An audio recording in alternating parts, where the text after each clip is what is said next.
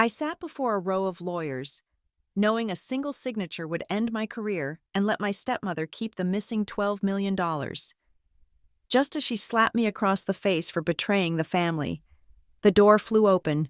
My grandfather, whom everyone believed was senile, walked in clutching a thick folder. He slammed it onto the table and declared that this was the final audit, and it certainly did not favor her. My name is Madeline Crowley, though everyone who actually bothers to look me in the eye calls me Maddie. I am 32 years old, a senior forensic auditor at Aurora Lex Forensics, and at this precise moment, I felt less like a financial detective and more like a ghost haunting my own life.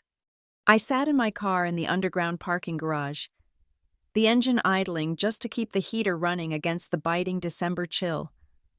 Outside the windshield, the snow was falling in thick, heavy wet clumps, accumulating on the concrete ramp like layers of bad decisions. My hands were still trembling on the steering wheel, a subtle vibration that had nothing to do with the temperature and everything to do with the meeting I had just walked out of. $12 million. That was the number that had been screaming at me from the spreadsheets for the last 4 hours. A $12 million variance that simply did not exist in the physical world, yet occupied a terrifying amount of space on the digital ledger. I took a deep breath, inhaling the scent of stale coffee and recycled air, trying to steady my heart rate. My shoulders ached, a dull, throbbing pain that radiated up my neck, the physical manifestation of corporate burnout. This was the glamour of high-stakes finance that they never put in the brochures, eating a protein bar for dinner in a freezing sedan while wondering if your entire career is about to implode. My phone buzzed against the center console, the sound harsh in the quiet cabin. The screen lit up, slicing through the gloom. It was a notification from the family group chat titled Crowley Christmas. I picked it up, squinting against the blue light. It was Veronica, my stepmother. Dinner tomorrow night, 7 sharp. Do not be late. Madeline, we are hosting the partners from the bank, and we need to discuss the end-of-year projections before the gala. It is a pre-Christmas strategy session.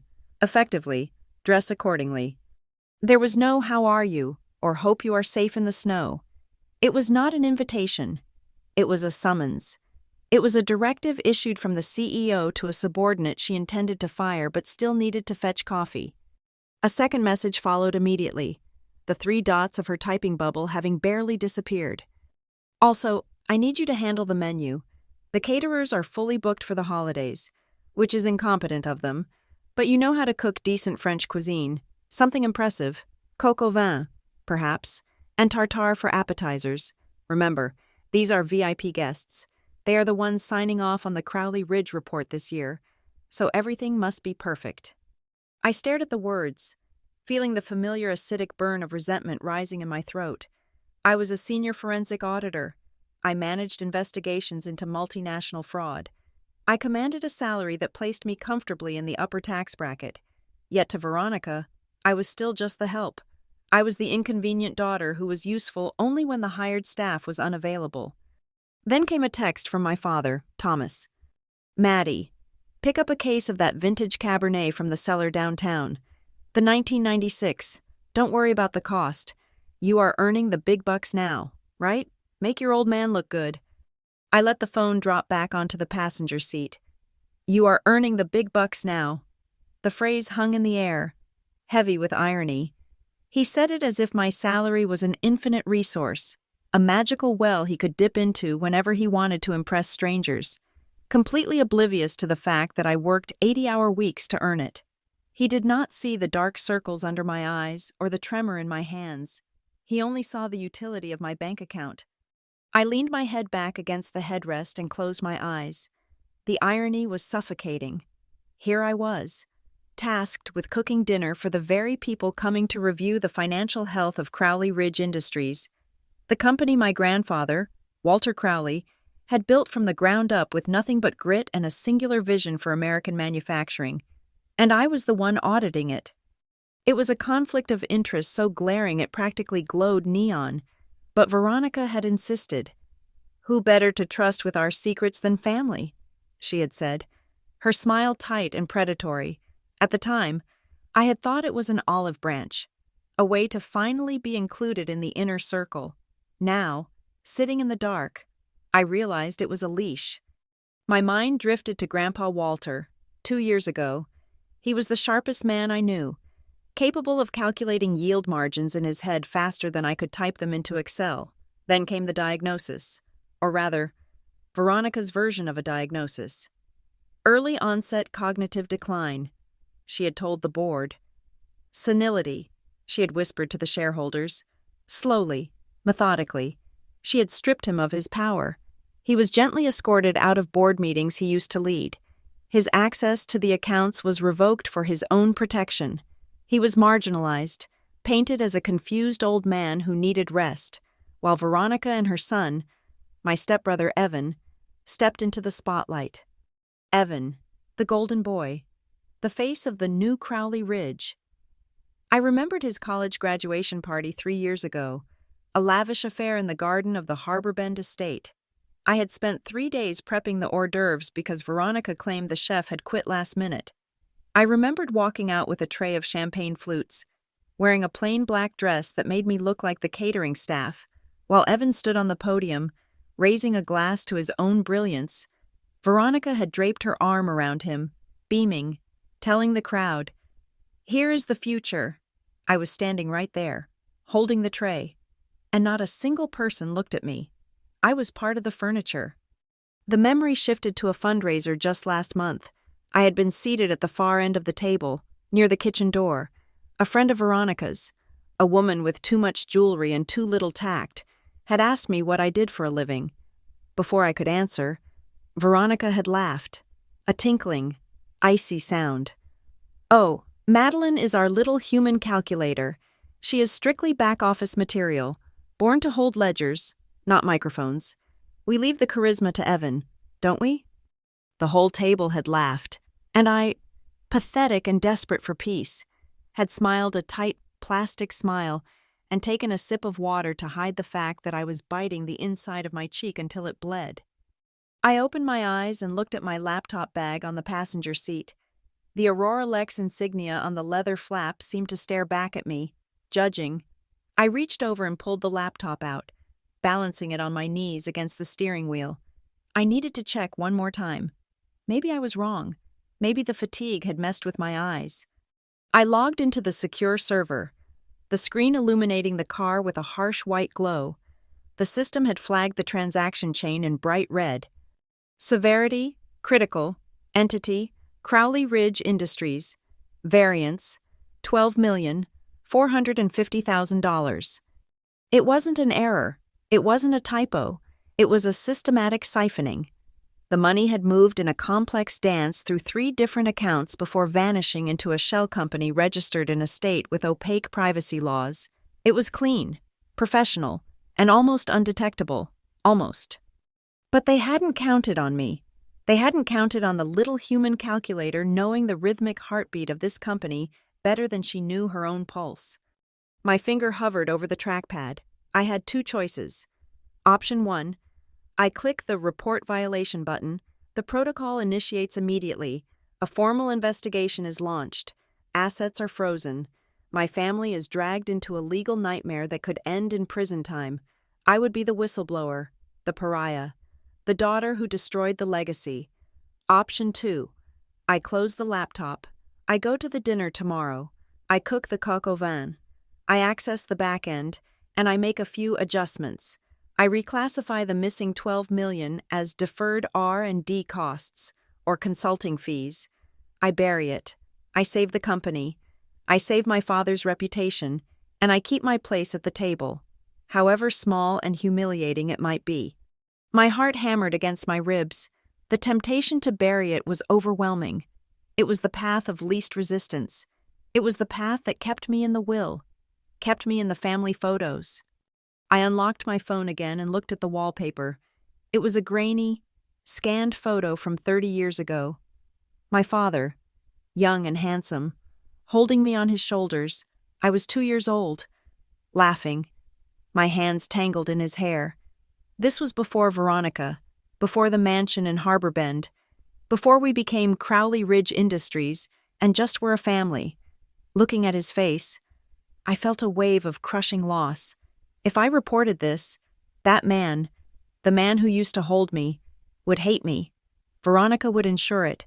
She would spin it so that I was the villain, the jealous stepdaughter trying to sabotage their success. But then I looked back at the laptop screen. The red flag was still there. $12 million. That wasn't just profit. That was the pension fund. That was the vendor payments. That was the blood and sweat of the 300 employees who worked on the factory floor. People Grandpa Walter knew by name. If I buried this, I wasn't just an obedient daughter, I was an accomplice. The snow was falling harder now, covering the windshield in a thick white blanket, sealing me inside the car. The world outside was muffled and distant. In the silence of the parking garage, the truth felt heavy and cold in my lap. I thought about Veronica's laugh. I thought about Evan's arrogance. I thought about Grandpa Walter, sitting in his room, staring out the window, silenced and medicated while they looted his life's work. I powered down the laptop, the screen going black. I didn't click report, not yet. But I didn't delete the file either. I whispered into the empty car, my voice cracking slightly in the cold air. If I cannot protect the truth, why am I an auditor? I put the car in gear. I would go to the dinner. I would cook their food. I would pour their expensive wine. But I wasn't going there as the obedient daughter anymore. I was going in as the auditor. And I was going to find out exactly where that $12 million went, even if I had to burn the entire house down to find the receipt. The Crowley estate in Harbor Bend was less a home and more a monument to Veronica's vanity, perched on a cliff overlooking the Atlantic. It was a sprawling structure of glass and steel that seemed to sneer at the ocean below.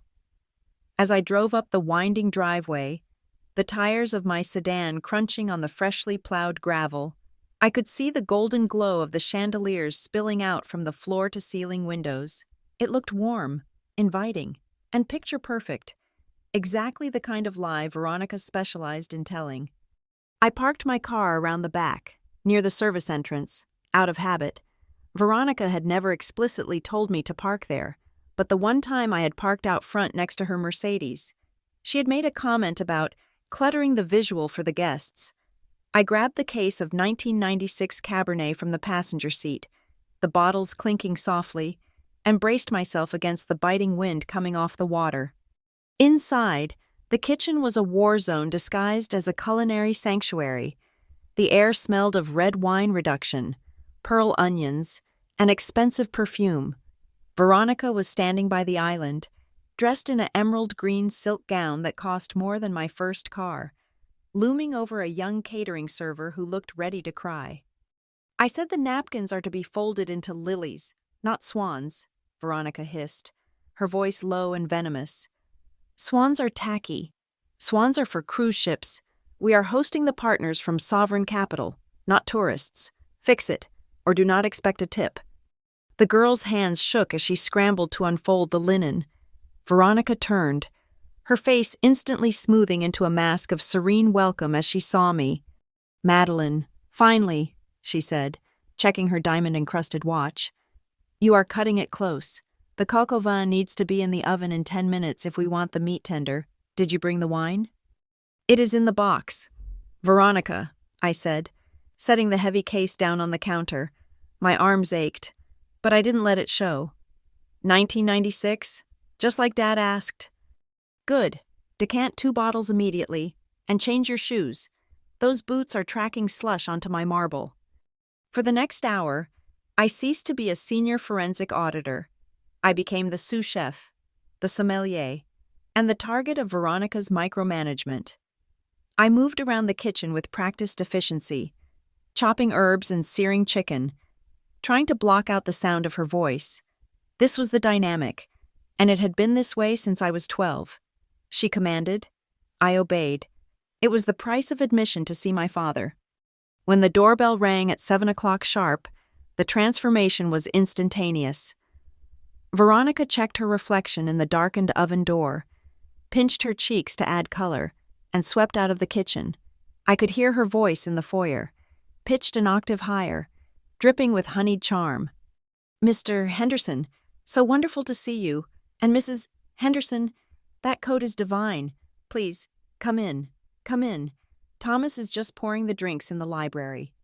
I finished plating the appetizers, steak tartare with quail eggs, and wiped my hands on a towel. I took a deep breath, smoothing down my simple black dress. I wasn't just the help tonight, I was a prop. I walked out into the living room, a tray of crystal glasses in hand. The room was filled with the low hum of expensive conversation. My father, Thomas, stood by the fireplace, holding a scotch. He looked tired. His hair was grayer than I remembered, and his shoulders seemed weighed down by the Italian suit he was wearing. When he saw me, his eyes lit up briefly, a flash of genuine warmth that was immediately extinguished when he saw Veronica watching him. He gave me a small, apologetic nod. Standing next to him was Evan, my stepbrother. He was 30 years old, handsome in a way that relied heavily on expensive grooming, and currently holding court with 2 senior partners from the investment firm. The key to the third quarter expansion, Evan was saying, gesturing broadly with his glass, was aggressive leverage. We saw the market shifting before anyone else. That is the Crowley edge. I grit my teeth. The Crowley edge he was talking about was the exact anomaly I had been staring at in my car. The expansion was funded by capital that shouldn't exist. Veronica glided over, placing a hand on my shoulder. Her grip was firm, her nails digging slightly into my skin through the fabric of my dress. Everyone, I don't believe you have met my stepdaughter. Madeline, she announced. The room quieted. Maddie is our domestic angel tonight, but during the day, she works in accounting. She helps us keep our little receipts in order from time to time. Don't you, dear? I felt the blood rush to my face. Actually, I said, my voice steady despite the constriction in my chest, I am a senior forensic auditor at Aurora Lex Forensics. I specialize in corporate fraud and risk assessment. Mr. Henderson, a silver-haired man with sharp eyes, looked up with interest. Aurora Lex? That is a serious outfit. I read about the investigation you all did on the Omni Global merger. Brilliant work unraveling that shell company scheme in the Caymans. Were you involved in that? I opened my mouth to answer, to claim a piece of my own identity, but Veronica cut in smoothly. Oh, Madeline loves to tell stories, but let us not bore you with dry numbers and spreadsheets. She laughed, a light, dismissive sound that sucked the air out of my lungs. Tonight is about celebration, not investigations. Evan, tell Mr. Henderson about the new acquisition in the tech sector. Right, Evan jumped in, eager to reclaim the spotlight. We just closed a deal with a startup in Silicon Valley. The valuation is through the roof. Based on our internal projections, we are looking at a 200% return by next fiscal year. I stood there, holding the tray of appetizers, feeling like I was screaming behind a glass wall. I knew those internal projections. I had seen the raw data. They were based on sales figures that had been inflated by counting inventory transfers as revenue. It was accounting 101 fraud, clumsy and arrogant. Yet here was Evan, selling it as genius to the very people who were supposed to be vetting the company. I locked eyes with my father. Say something, I begged silently. You know this isn't real. You know the numbers don't add up. Thomas looked at me, then looked down at his shoes. He took a long swallow of his scotch. The silence from him was louder than any shout. He knew. He absolutely knew. And he was letting it happen because he was terrified of the woman standing next to him. Dinner is served, I whispered, my voice hollow. The meal was an exercise in torture. I sat at the far end of the table, the spot usually reserved for children or late additions. I ate the food I had cooked, listening to Veronica spin a web of success and stability. She controlled the conversation like a conductor, steering it away from any hard questions about liquidity or debt ratios, guiding it always back to the brand and the legacy. You know, Veronica said, slicing into her chicken, we are thinking of taking the company public in the next 3 years. Evan has the vision for it. Thomas and I are just here to facilitate the transition to the next generation. It is a bold move, Mr. Henderson said, wiping his mouth. But the financials look solid, though I admit, The audit process can be grueling. I assume your internal controls are robust? Impeccable, Veronica said without blinking. We treat every dollar as if it were our own. I nearly choked on my water. Maddie, Veronica called out down the table. Be a dear and check on the souffle. It should be rising by now. It was a dismissal. I stood up, my chair scraping against the hardwood, and gathered the empty plates. As I walked past Veronica, she leaned in. Her voice a whisper meant only for me. Stop scowling. You look ungrateful. I retreated to the kitchen, the sanctuary of heat and noise. I leaned against the counter, closing my eyes, trying to regulate my breathing. I wanted to walk back in there and throw the audit report on the table. I wanted to scream that the solid financials were a house of cards built on $12 million of missing cash. Suddenly, the kitchen door swung open, but it wasn't a servant. Smells like garlic and old money in here, a gravelly voice said. I spun around. Standing in the service hallway was Grandpa Walter. He was leaning heavily on his cane, wearing a mismatched plaid robe and slippers, his white hair wild and uncombed, but his eyes, usually clouded and drifting, according to Veronica, were sharp and clear. Grandpa? I gasped. What are you doing down here? Veronica said you were bedridden. He looked at me, a crooked grin forming on his face. Veronica says a lot of things. Most of them are horse manure. I smelled the wine. 1996? That was a good year. Before the rot set in. He took a step toward the dining room, his grip on the cane tightening. Who is out there? The vultures from the bank? The partners from Sovereign Capital, I said, stepping toward him. Grandpa, maybe you should go back upstairs, if she sees you. Let her see me, he growled. This is my house. That is my company. I want to ask them why they are smiling when the hull is breaching. Before I could stop him, he pushed open the swinging door to the dining room. I followed, my heart in my throat. The conversation at the table stopped dead. Veronica froze, her fork halfway to her mouth. Evan looked like he had seen a ghost. Walter! Veronica stood up, her chair toppling backward. She rushed over to him, her face contorted in a mask of panicked concern. Oh, heavens! Walter, darling, what are you doing out of bed? You know the doctor said you need rest. She positioned her body between him and the guests, blocking their view. She turned to Mr. Henderson, offering a tragic, apologetic smile. I am so sorry. He is having one of his episodes. The sundowning gets terrible in the winter. He wanders. He doesn't know where he is. I know exactly where I am, Walter said, his voice raspy but distinct.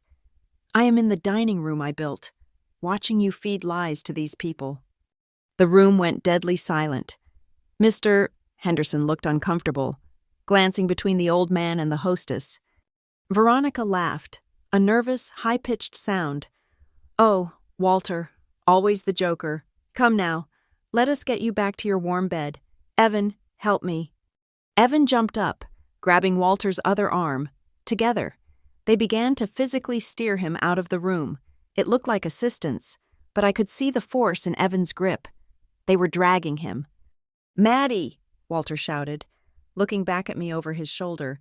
His eyes locked onto mine, desperate and urgent. Check the inventory logs. Check the... Shh, Dad. It is okay, Thomas said, finally standing up. But he didn't move to help. He just stood there, useless and complicit. They disappeared into the hallway. The heavy oak door swung shut, leaving a ringing silence in the dining room. Dementia is a cruel thief, Veronica said as she walked back into the room moments later, smoothing her dress, not a hair out of place. He thinks it is 1985. Please, forgive the interruption. Now, who is ready for dessert? I felt sick. I turned and ran back into the kitchen. I couldn't watch them pretend nothing had happened. I stood over the sink, splashing cold water on my face, my hands shaking violently. A few minutes later, the kitchen door clicked open and shut. I didn't turn around, but I knew who it was. The temperature in the room seemed to drop 10 degrees. You let him out, Veronica said. It wasn't a question. I turned slowly. She was standing by the island, her face stripped of all the charm she displayed for the guests. It was just cold. Hard hatred. I didn't let him out, I said defensively. He walked down here on his own. He is not an invalid. Veronica, he knew exactly who was at the table. Veronica crossed the distance between us in 2 strides. She reached out and grabbed my wrist, her fingers digging into the soft flesh between the tendons. It was painful, shocking in its violence. Listen to me, you ungrateful little brat, she hissed, her face inches from mine. I run this house, I run this company, and I run the narrative. Walter is sick. That is the story. If you ever let him embarrass us like that again, you won't be welcome at Christmas. You won't be welcome anywhere. She squeezed harder. I gasped, trying to pull away, but she was stronger than she looked. And another thing, she said, her voice dropping to a terrifying whisper. Stop trying to impress them with your little job title, Senior Forensic Auditor. Do you think you got that job at Auroralex because you are special? I made a phone call. Madeline, I called a favor in with the senior partner. I got you hired because I thought it would keep you busy and out of my way. Don't make me regret my charity. You are there because I allow it, and you are here because I allow it. She released my wrist with a shove. I stumbled back against the counter, rubbing the red marks forming on my skin. Get the soufflé, she said, turning back to the door. And put a smile on your face. We are not done yet. She swept out. I stood there, trembling with rage and humiliation. I got you hired. It was a lie. It had to be a lie. I had passed the exams. I had worked the 60-hour weeks, but the seed of doubt was planted, exactly as she intended. I pulled my phone from my pocket, needing a lifeline. I opened the Auroralex internal app, my thumb hovering over the schedule. I needed to know when I could escape this. A notification popped up on the screen. Status update. Project Crowley Ridge.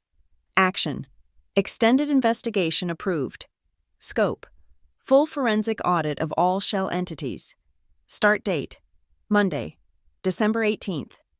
My stomach dropped. Monday. That was 3 days away. And worse, the notification continued. Lead Auditor. M. Crowley. Note. Conflict of interest waiver denied by upper management due to subject matter expertise. Proceed with caution. I was trapped. The system had auto-scheduled the investigation to coincide with the company's internal review, the one Veronica controlled. I was going to be the one walking into that building on Monday morning, not as the daughter, but as the executioner. I served the dessert in a daze. The rest of the night was a blur of fake laughter and clinking crystal. When the guests finally left at 11 o'clock, taking their coats and their promises of investment with them, I didn't wait to say goodbye. I grabbed my coat and headed straight for the back door. The snow had stopped, leaving the world silent and white. I trudged toward my car, the cold air biting at my exposed legs. Madeline? The whisper came from the shadows of the garage overhang. I jumped, dropping my keys in the snow. Grandpa Walter was standing there, wrapped in a thick wool coat over his pajamas. He looked freezing, his breath coming in white puffs. Grandpa! I rushed over to him. You are going to catch pneumonia. What are you doing outside? He grabbed my arm, his grip surprisingly strong. He pulled me deeper into the shadow of a large oak tree, away from the security cameras. Listen to me, he said, his teeth chattering slightly.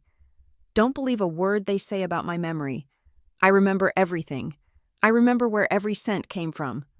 He looked toward the house, fear in his eyes. They are moving the money.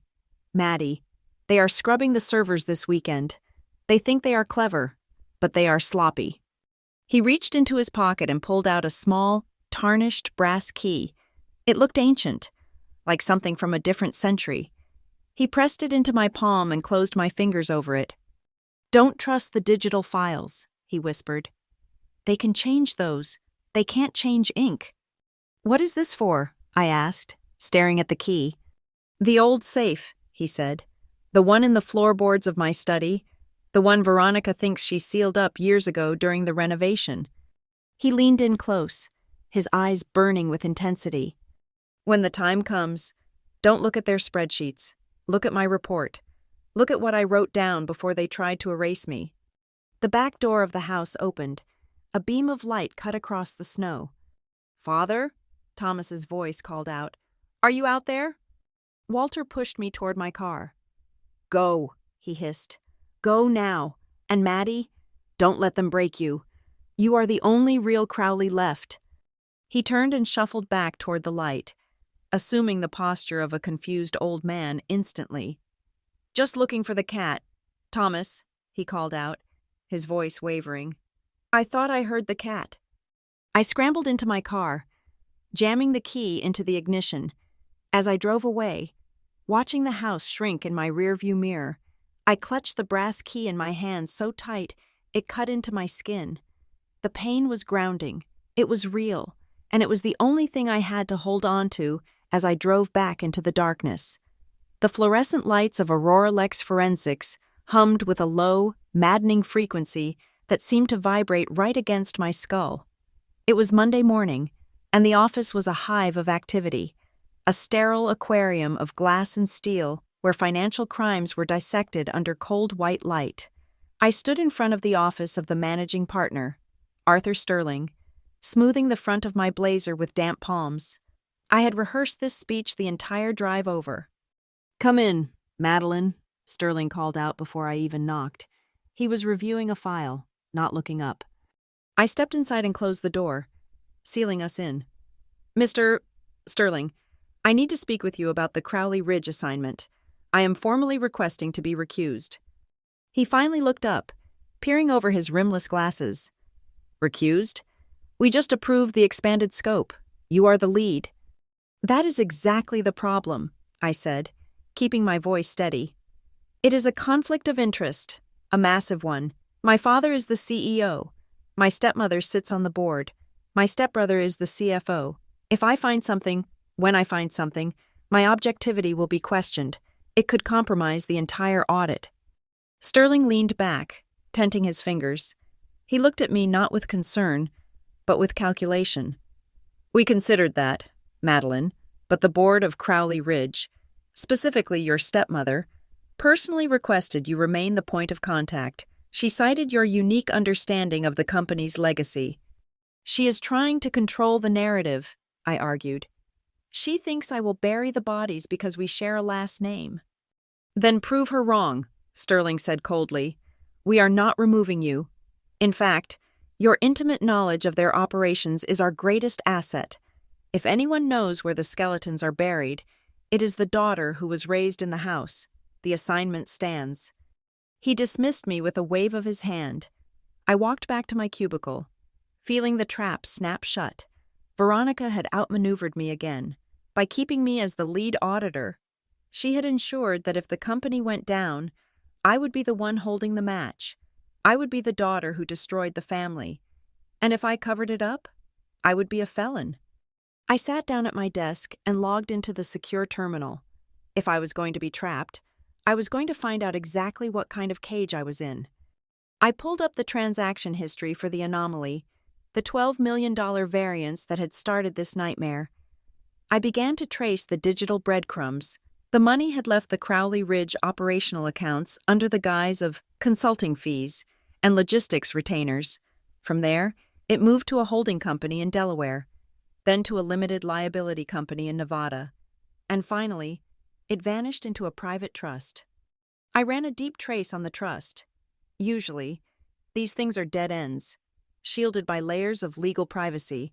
But whoever set this up had been arrogant. They had left a digital fingerprint in the registration metadata. The trust was named Verona Harbor Trust. I stared at the screen, my blood turning to ice. Verona. Harbor.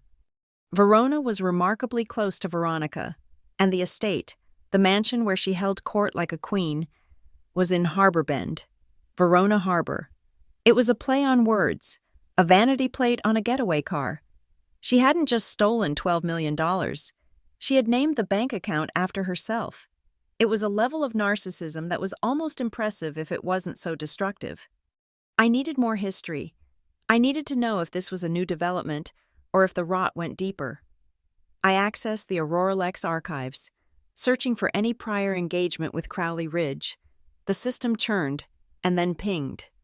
There was a file from 5 years ago, a preliminary risk assessment opened by a senior auditor named David Thorne, but the file status was closed, incomplete.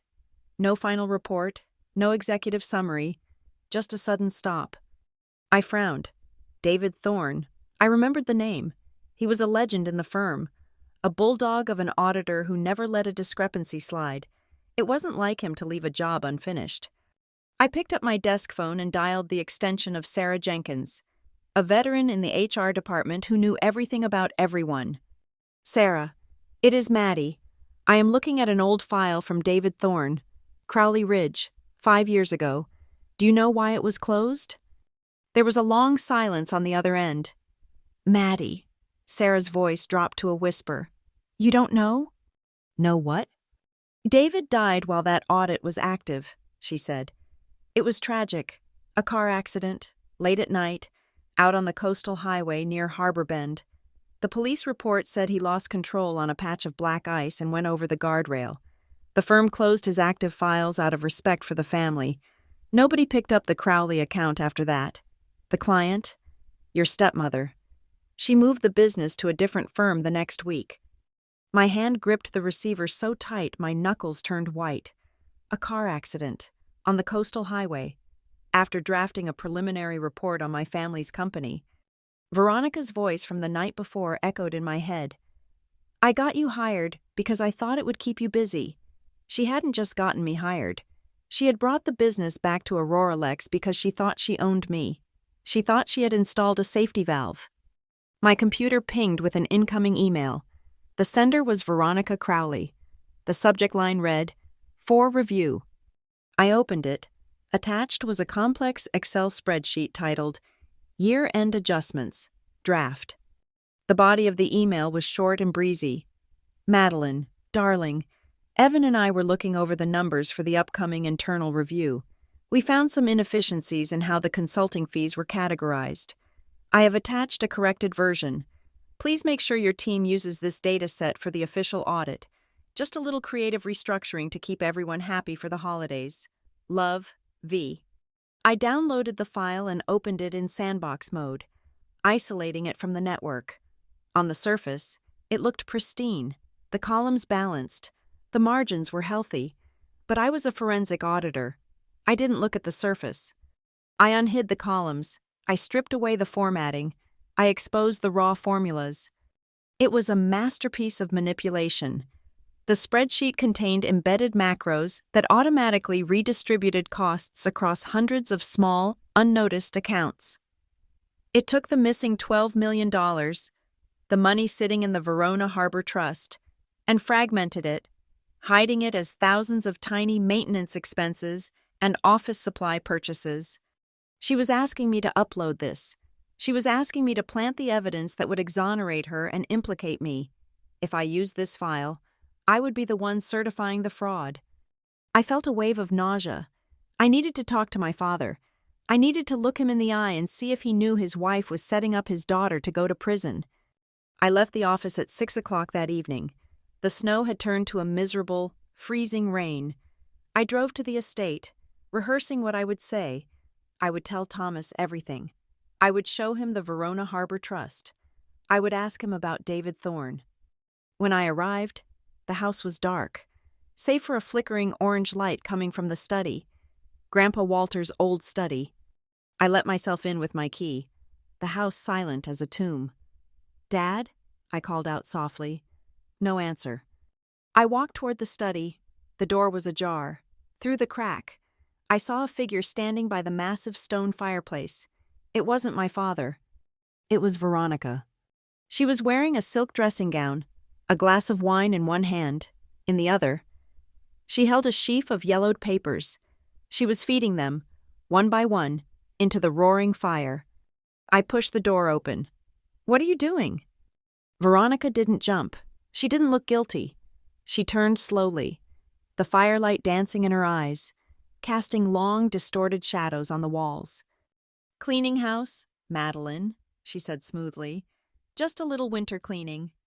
I looked at the papers in her hand. Even from a distance, I recognized the handwriting. It was cramped, meticulous, and slanted to the right. It was Grandpa Walter's handwriting, and at the top of the page she was holding, I saw the words, Audit Notes, 2019, Discrepancy Noted in Consulting Fund. Those are Grandpa's, I said, stepping into the room. That is evidence. Veronica smiled, a cold, thin curving of her lips. She dropped the page into the fire.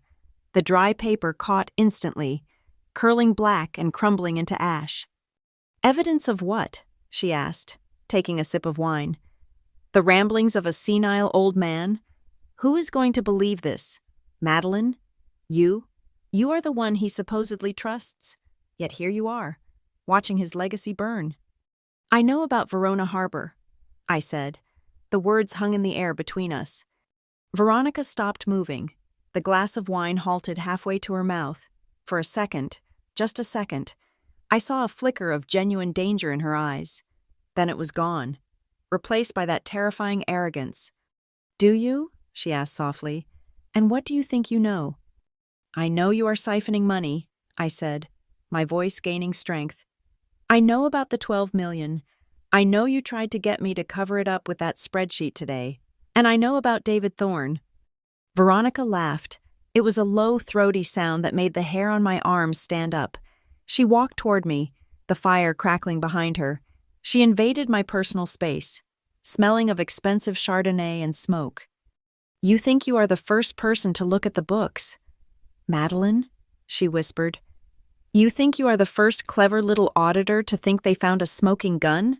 David was clever too, but he didn't understand how the world works.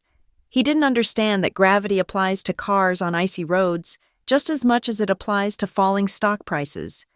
My breath hitched. She was admitting it. She was practically confessing to murder in her own living room. You are a monster, I breathed. I am a survivor, she corrected, poking a manicured nail into my chest. And I am the only reason this family isn't living in a trailer park. Your father is weak. Evan is useless. Walter is vegetables. I am the one making the hard choices. I built the Verona Trust as a lifeboat. You stupid girl. Because when this industry crashes, and it will crash, I intend to be standing on dry land. She leaned in closer, her lips brushing my ear. Now, here is the reality. You are going to go back to your little office. You are going to upload that file I sent you. You are going to certify the audit as clean. And in exchange, you get to keep your job, your apartment, and your father's love. Because if you expose me, Madeline, I will destroy him. I will hang every illegal transaction around Thomas's neck. He signed the checks. I just prepared them.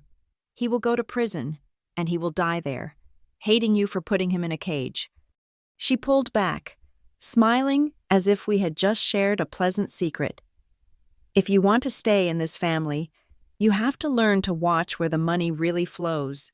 If you want to stay in this family, you have to know how to watch where the money really flows. She turned back to the fire and threw the rest of the stack of papers into the flames. Good night, Madeline. Don't let the door hit you on the way out. I backed out of the room, my heart hammering against my ribs like a trapped bird. I reached into my pocket and my fingers brushed against cold metal. The brass key. The key Grandpa Walter had given me in the snow. I hadn't told her about the key. She thought she was burning the only records. She didn't know about the safe and the floorboards. I rushed out of the house, bypassing my father's room entirely. I couldn't look at him now, not knowing that he was the fall guy in Veronica's master plan. I drove back to my apartment, driving 10 miles under the speed limit, checking my rearview mirror every few seconds, terrified of headlights appearing too close behind me. When I finally got inside and locked the deadbolt, my phone buzzed with an urgent notification from the Aurora Lex server. It was a system-wide alert from Arthur Sterling. Urgent memorandum. To Madeline Crowley, lead auditor. From Office of the Managing Partner. Subject, on-site audit protocol. Due to the sensitivity of the Crowley Ridge accounts and the complexity of the variances noted, the Executive Committee has decided to escalate the procedure, We are moving the audit on-site effective immediately. The $12 million special audit will be conducted at the Crowley Ridge headquarters starting tomorrow morning at 800 hours. You will act as the primary liaison between the Aurora Lex forensic team and the Crowley family board. Prepare your team. We are going in. I dropped the phone on the couch. They were sending me into the lion's den. I wasn't just analyzing numbers from a distance anymore. I had to walk into that building, sit across from Veronica, and hunt for the truth while she held a gun to my father's head. I looked at the brass key in my hand. It was heavy, tarnished, and simple. It was the only thing in my life that felt true. "Okay, Grandpa," I whispered to the empty room. "You said to wait for the right time to open the report. I think tomorrow is the day." I didn't sleep that night. I sat by the window, watching the snow pile up, waiting for the sun to rise on the day that would end my life as I knew it.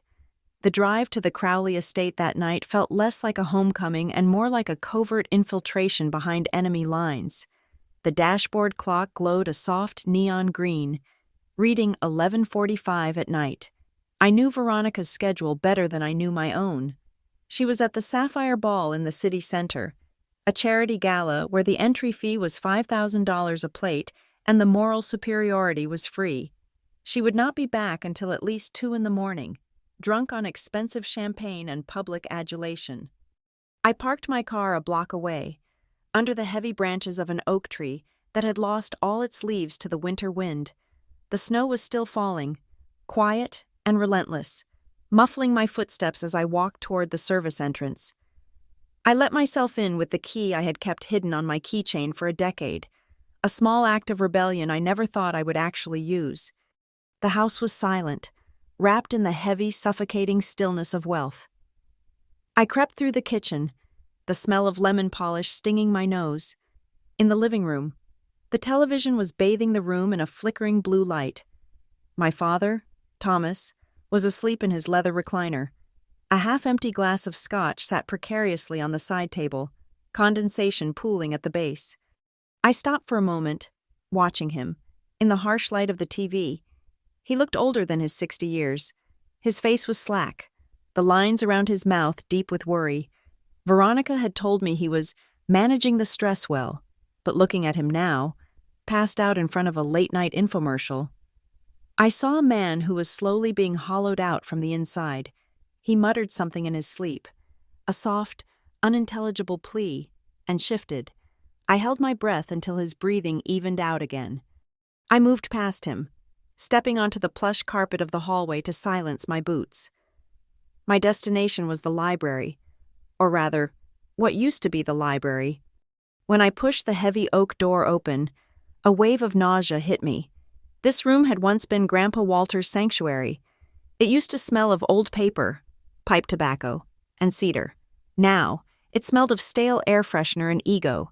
Veronica had transformed it into what she called the legacy room, but in reality, it was a shrine to Evan.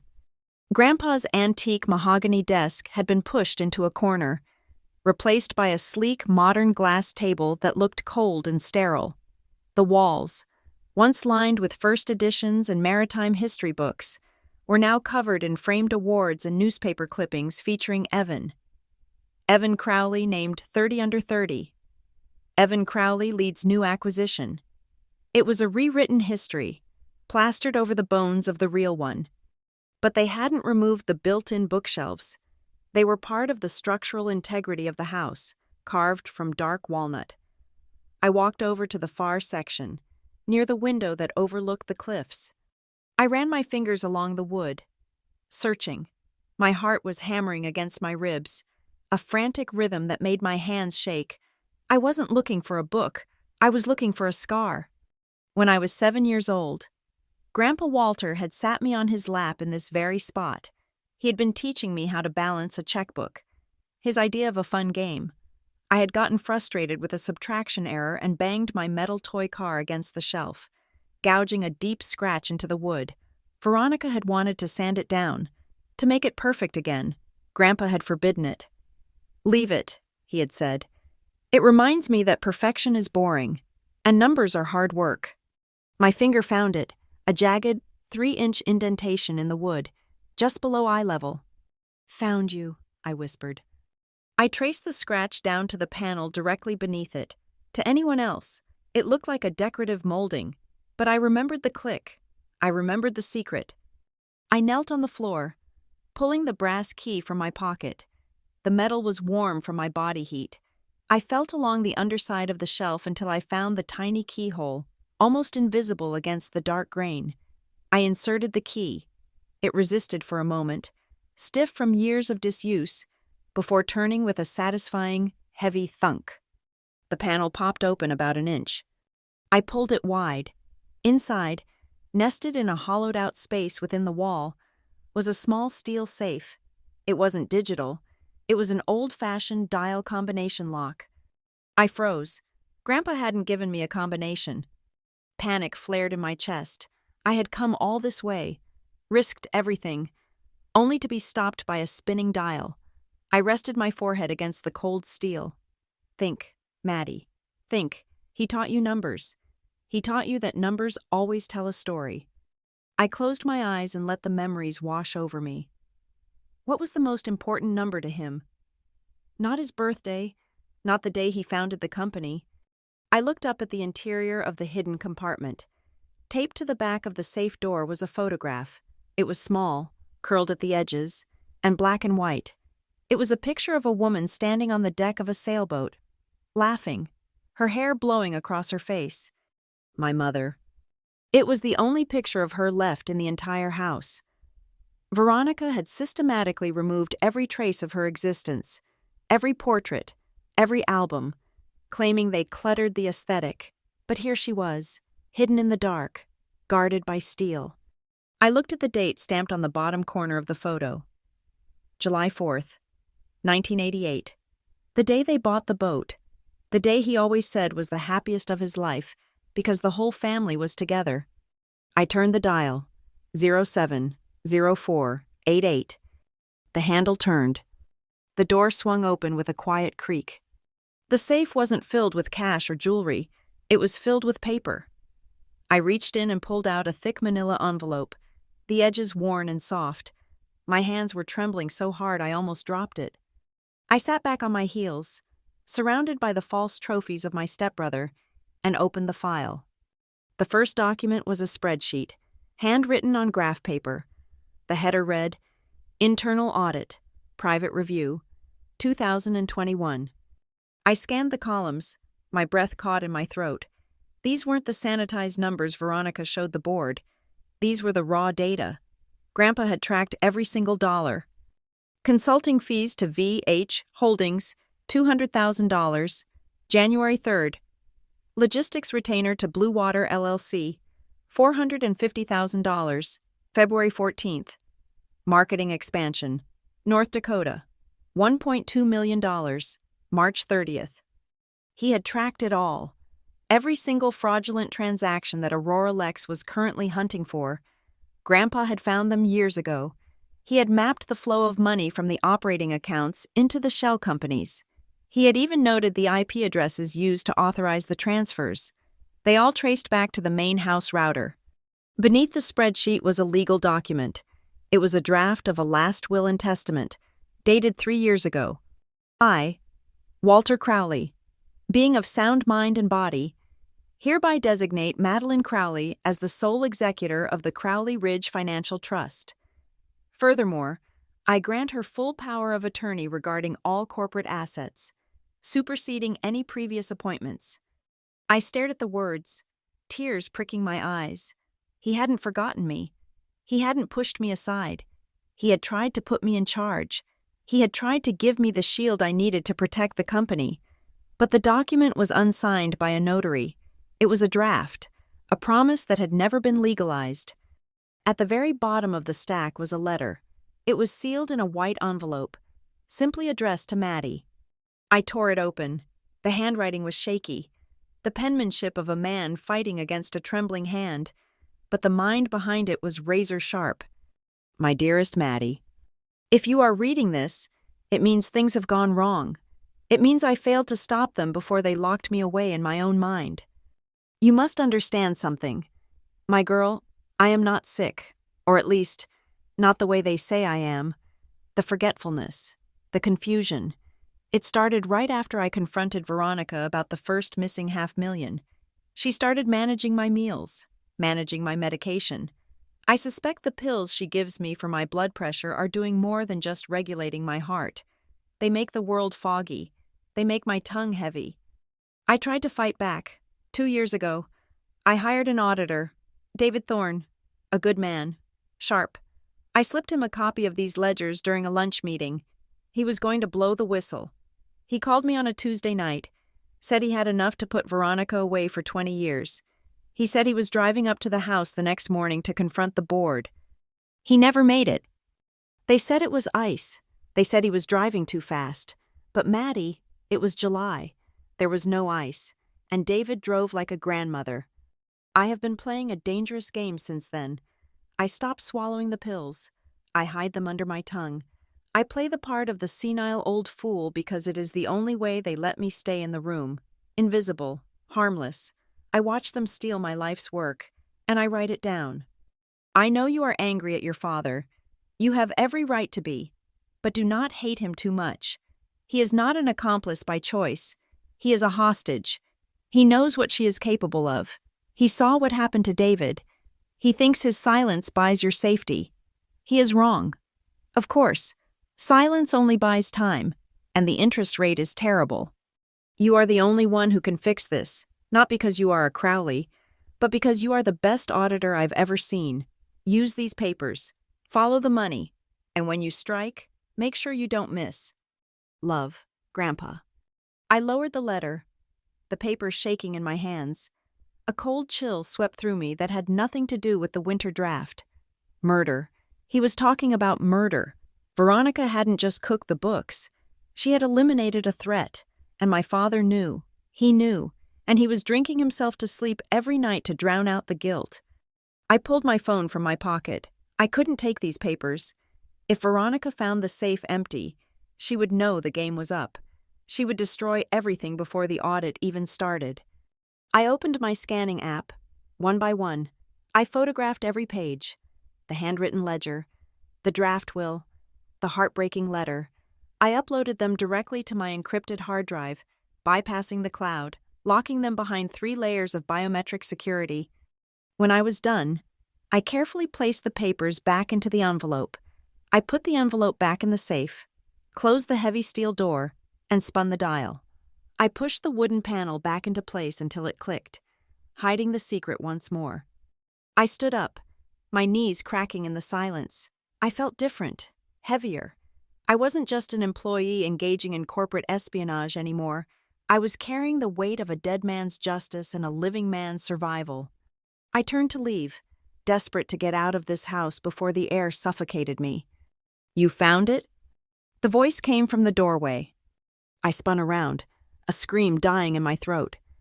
Grandpa Walter was standing there, but it wasn't the Walter I had seen at dinner, the shuffling, confused figure in the bathrobe.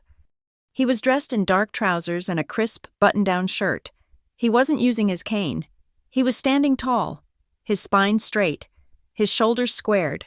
The fog was gone from his eyes, replaced by a steely, burning intelligence that I remembered from my childhood.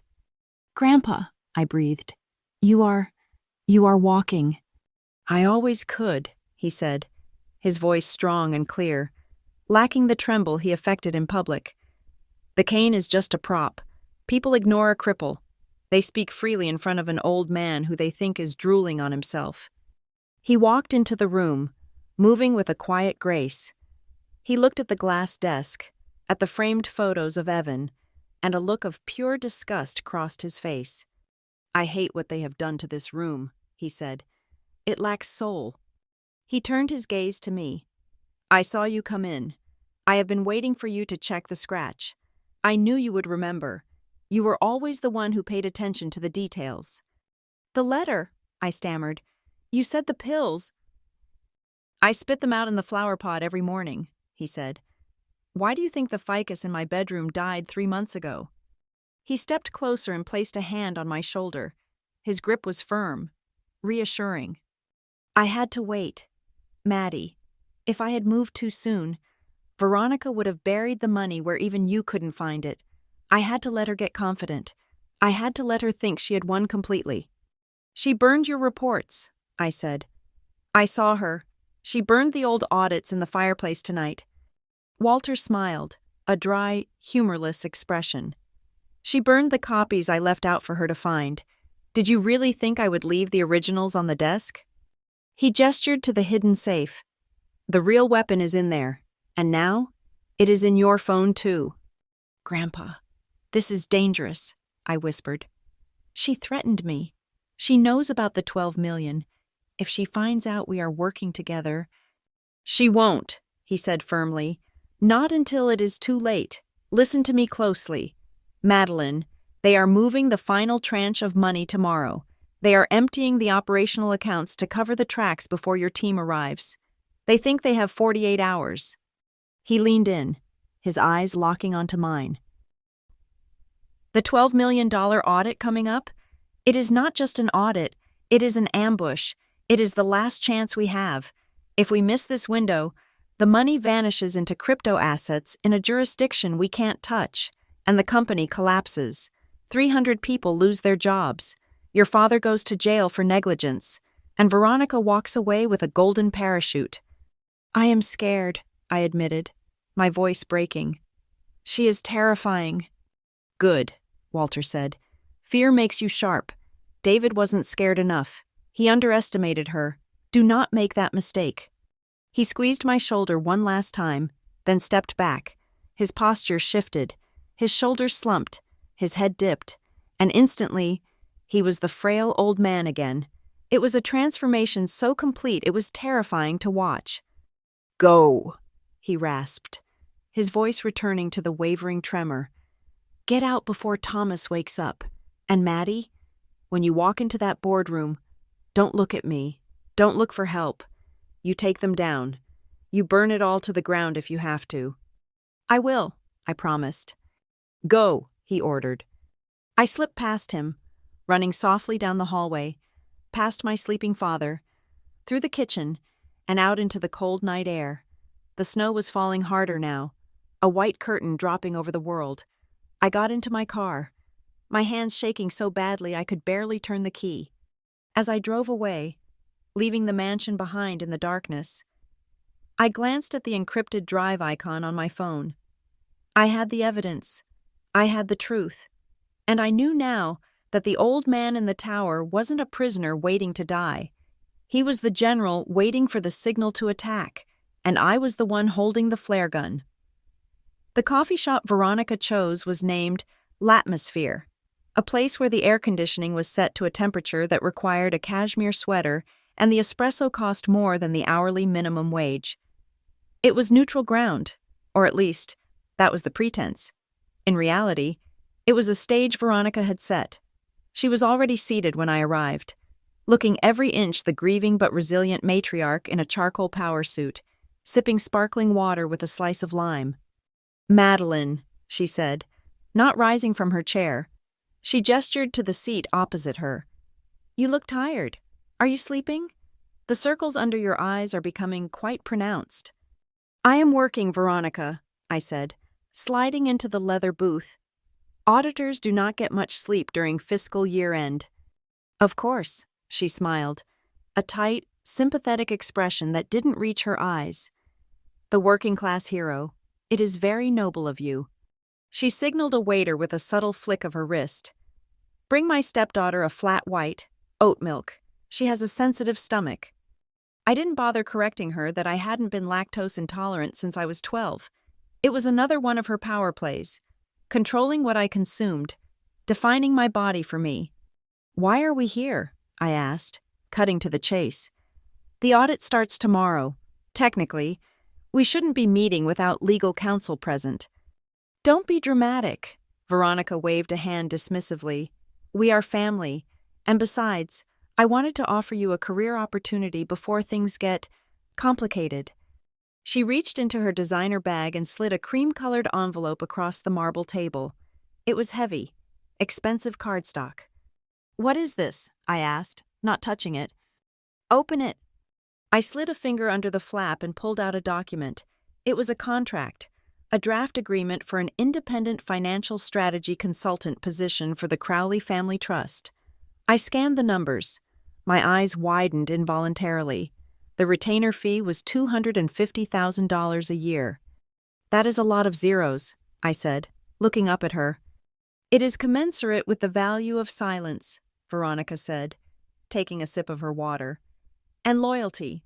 Read Clause 4, Section B. I looked down.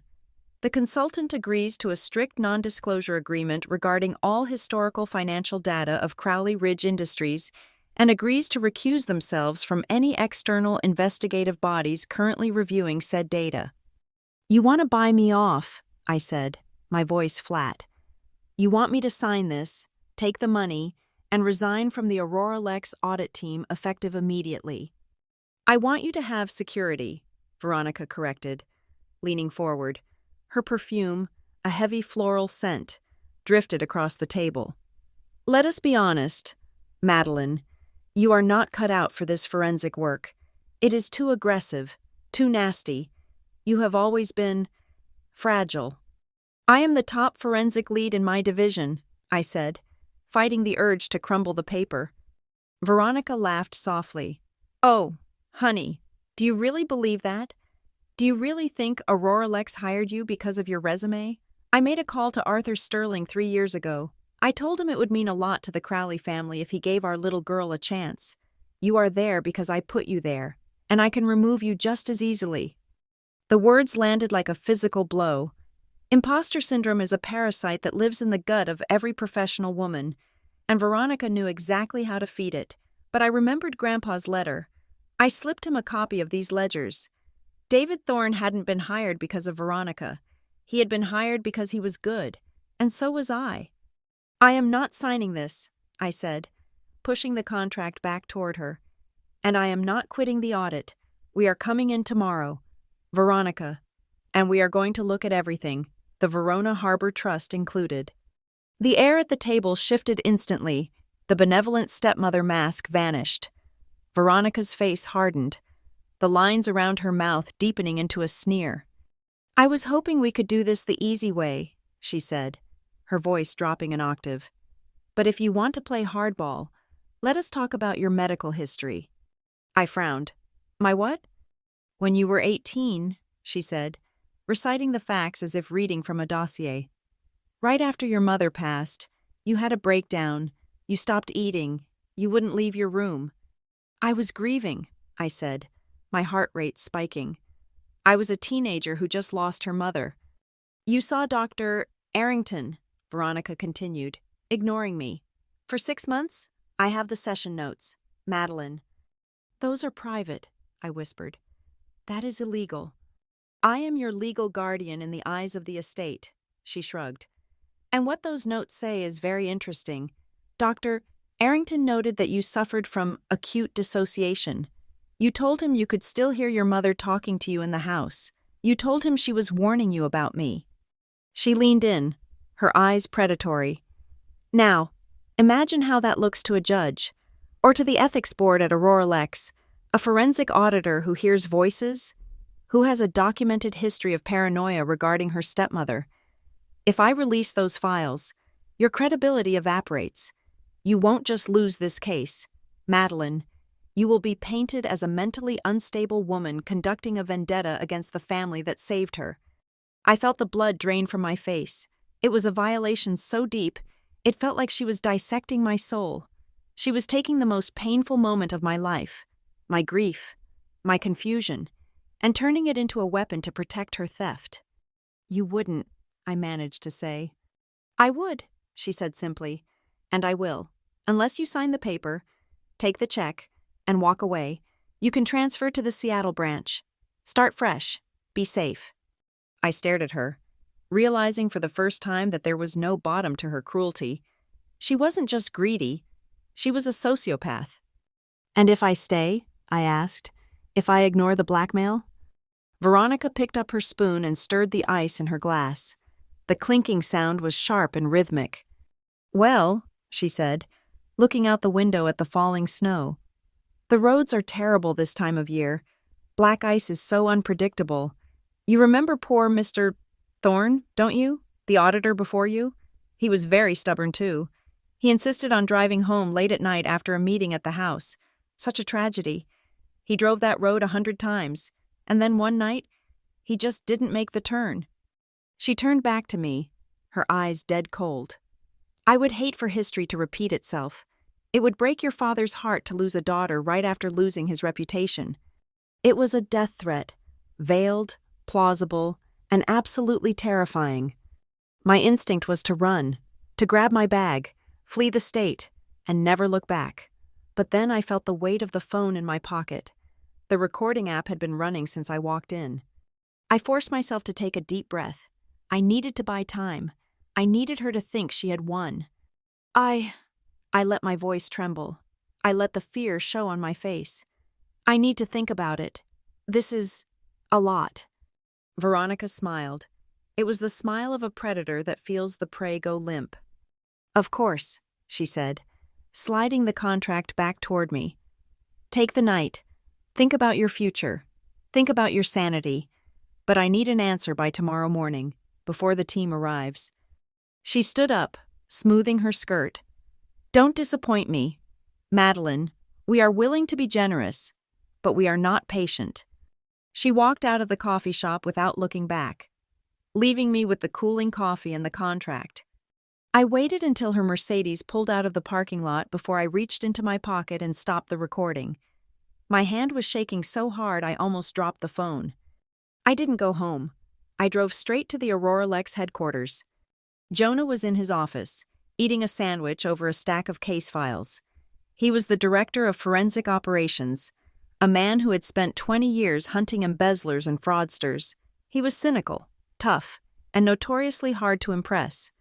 You look like you have seen a ghost, Jonah said as I walked in and closed the door. Better, I said, placing my phone on his desk. I saw the devil, and she offered me $250,000. I played the recording. We sat in silence as Veronica's voice filled the small office, the bribe, the gaslighting about my job, the reading of my therapy notes, and finally, the cold, detached reference to David Thorne's accident. When the recording ended, Jonah didn't speak for a long time. He stared at the phone, his jaw set tight. She threatened to release your medical records, Jonah said finally, his voice low. She threatened to kill me, I corrected. That comment about the black ice, that wasn't a weather report. Jonah, that was a confession.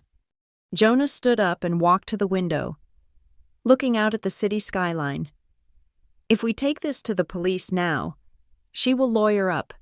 She will claim the recording was illegally obtained, which in this state, without two-party consent, is a gray area. She will claim the medical records prove you are unreliable. She will drag this out for years while she moves the money offshore. He turned back to me. Do you trust me, Crowley? I am here, aren't I?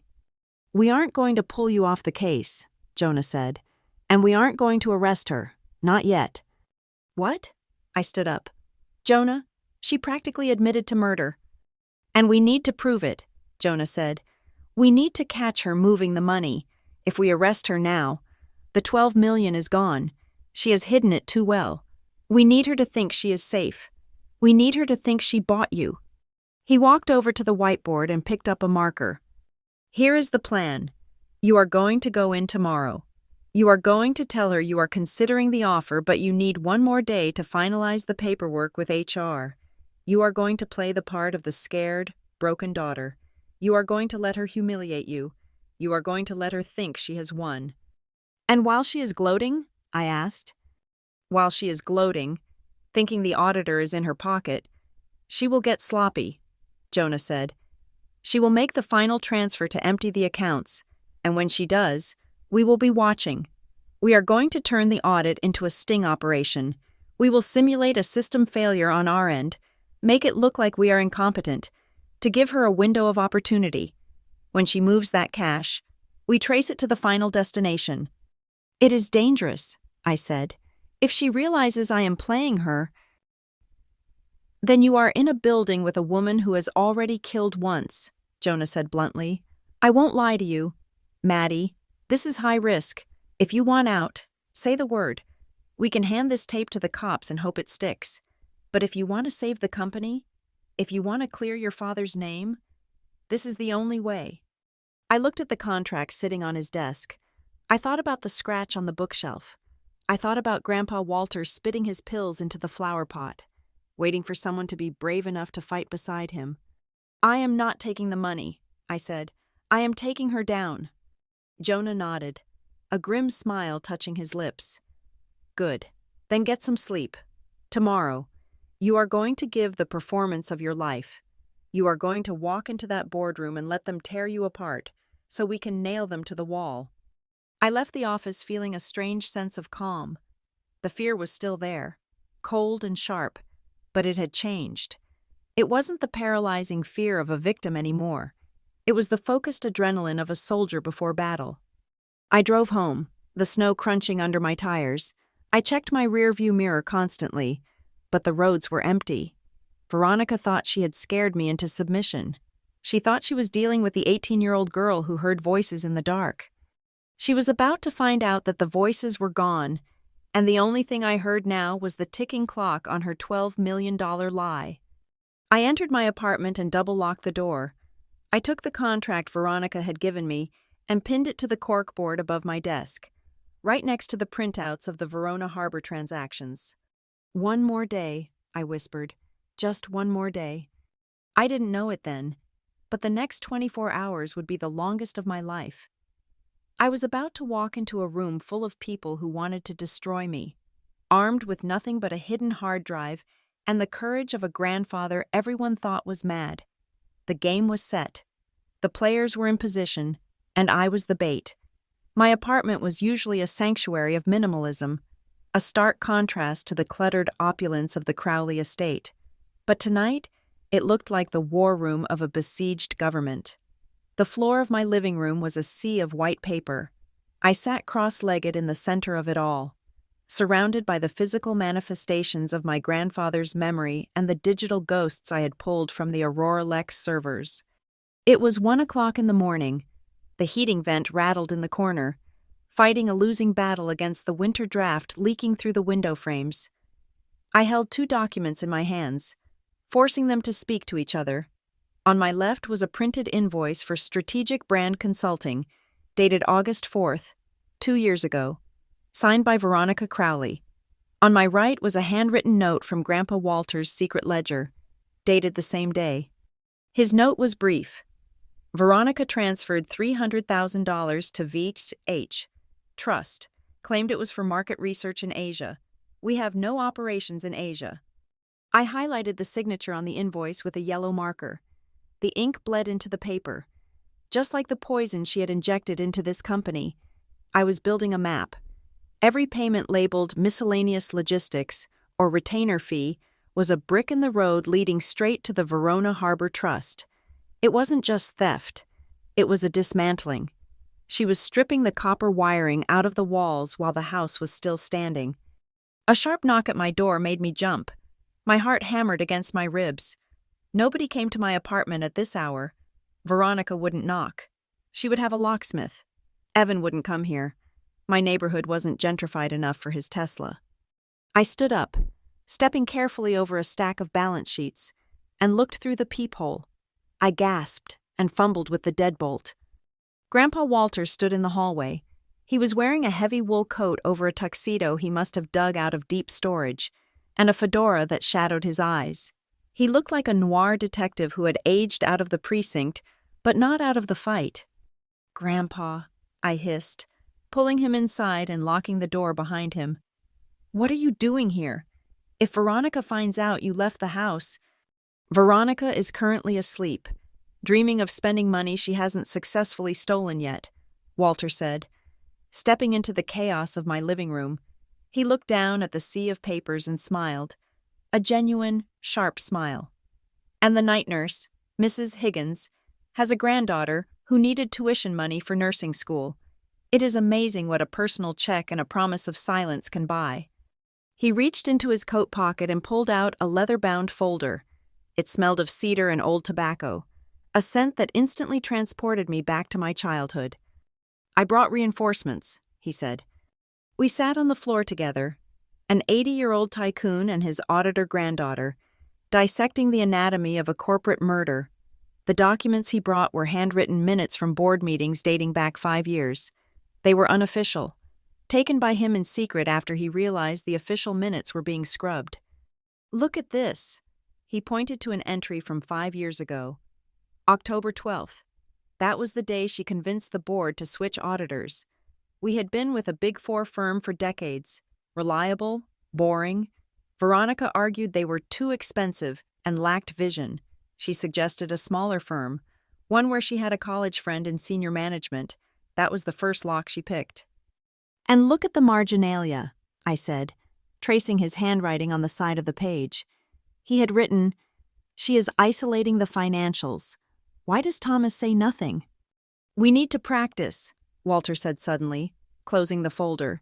He shifted his position, his posture slumping, his eyes going vacant. The transformation was terrifyingly instant. He wasn't the sharp investigator anymore. He was the confused invalid. "Ask me about the trust," he commanded, his voice taking on a wavering, uncertain pitch. I hesitated. "Grandpa." "Do it, Madeline. Tomorrow, in that boardroom. I cannot be Walter the CEO. I have to be Walter the liability. They need to think I am wandering through my own memories until I land on the truth by accident. If I come in too strong, their lawyers will claim I am being coached by a disgruntled heir. If I come in as a senile old man who has a moment of clarity, it is unassailable." I took a deep breath. "Mr. Crowley, do you recognize this transfer to the Verona Harbor Trust?" Walter blinked, looking at the air above my head. He picked at the lint on his coat. "Verona. We went to Verona once. The opera. 1990. Veronica wore red." He paused, a long, uncomfortable silence filling the room. Then, his eyes snapped to mine, hard and clear for just a second. "But the trust was for the boys. No, that is not right. The trust handles the consulting fees for the shell company in Nevada. Why is the Nevada money in the Verona account?" He dropped the act, looking at me expectantly. "How was that?" "It gave me chills," I admitted. "It is manipulative." "It is survival," he corrected. "We are not walking into a meeting. Maddie, we are walking into a theater. Veronica has been writing the script for years. Tomorrow, we ad lib." We spent the next hour refining the attack. We matched every confusing anecdote he planned to tell with a hard piece of evidence I would present on the screen. It was a pincer movement. He would provide the emotional confusion, and I would provide the mathematical certainty. At 3 o'clock in the morning, I stood up to stretch. My back ached, but my mind was vibrating with adrenaline. I went to my computer and initiated the nuclear option. I encrypted the entire case file. Grandpa's notes, the photos from the safe, the Aurora Lex extracts, and the recording of Veronica's bribe. I uploaded it to a secure server and sent the access key to Jonah.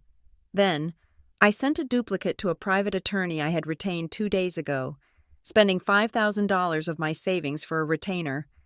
"If I don't call you by noon," I had told the lawyer, "send this to the SEC and the FBI." I opened my email client and started typing a message to my father. "Dad, I know you think you are protecting us by staying silent. I know you think she holds the keys to the kingdom, but tomorrow, I am going to break the lock. Please, when the time comes, just look at me. Don't look at her. Look at your daughter and remember who you were before you were her husband." I stared at the cursor blinking at the end of the sentence. It pulsed like a heartbeat. I wanted to send it. I wanted to believe that if I reached out, he would grab my hand, but then I remembered his face at the dinner party, looking down at his scotch while Veronica humiliated me. He was paralyzed by fear. If I sent this, he might show it to her. He might try to stop me to save me from making a mistake. I hit the delete key. The words vanished, character by character, until the screen was white again. I couldn't afford a weak link. My phone buzzed on the floor. It was a text message from Evan. "Maddie, stop being dramatic. Mom is really stressed out. She is crying in her room. If you push this audit too hard, You are going to crash the stock. Think about the family name. If the company goes under, you lose face too. Nobody hires an auditor who bankrupted her own legacy. Just sign the papers she gave you.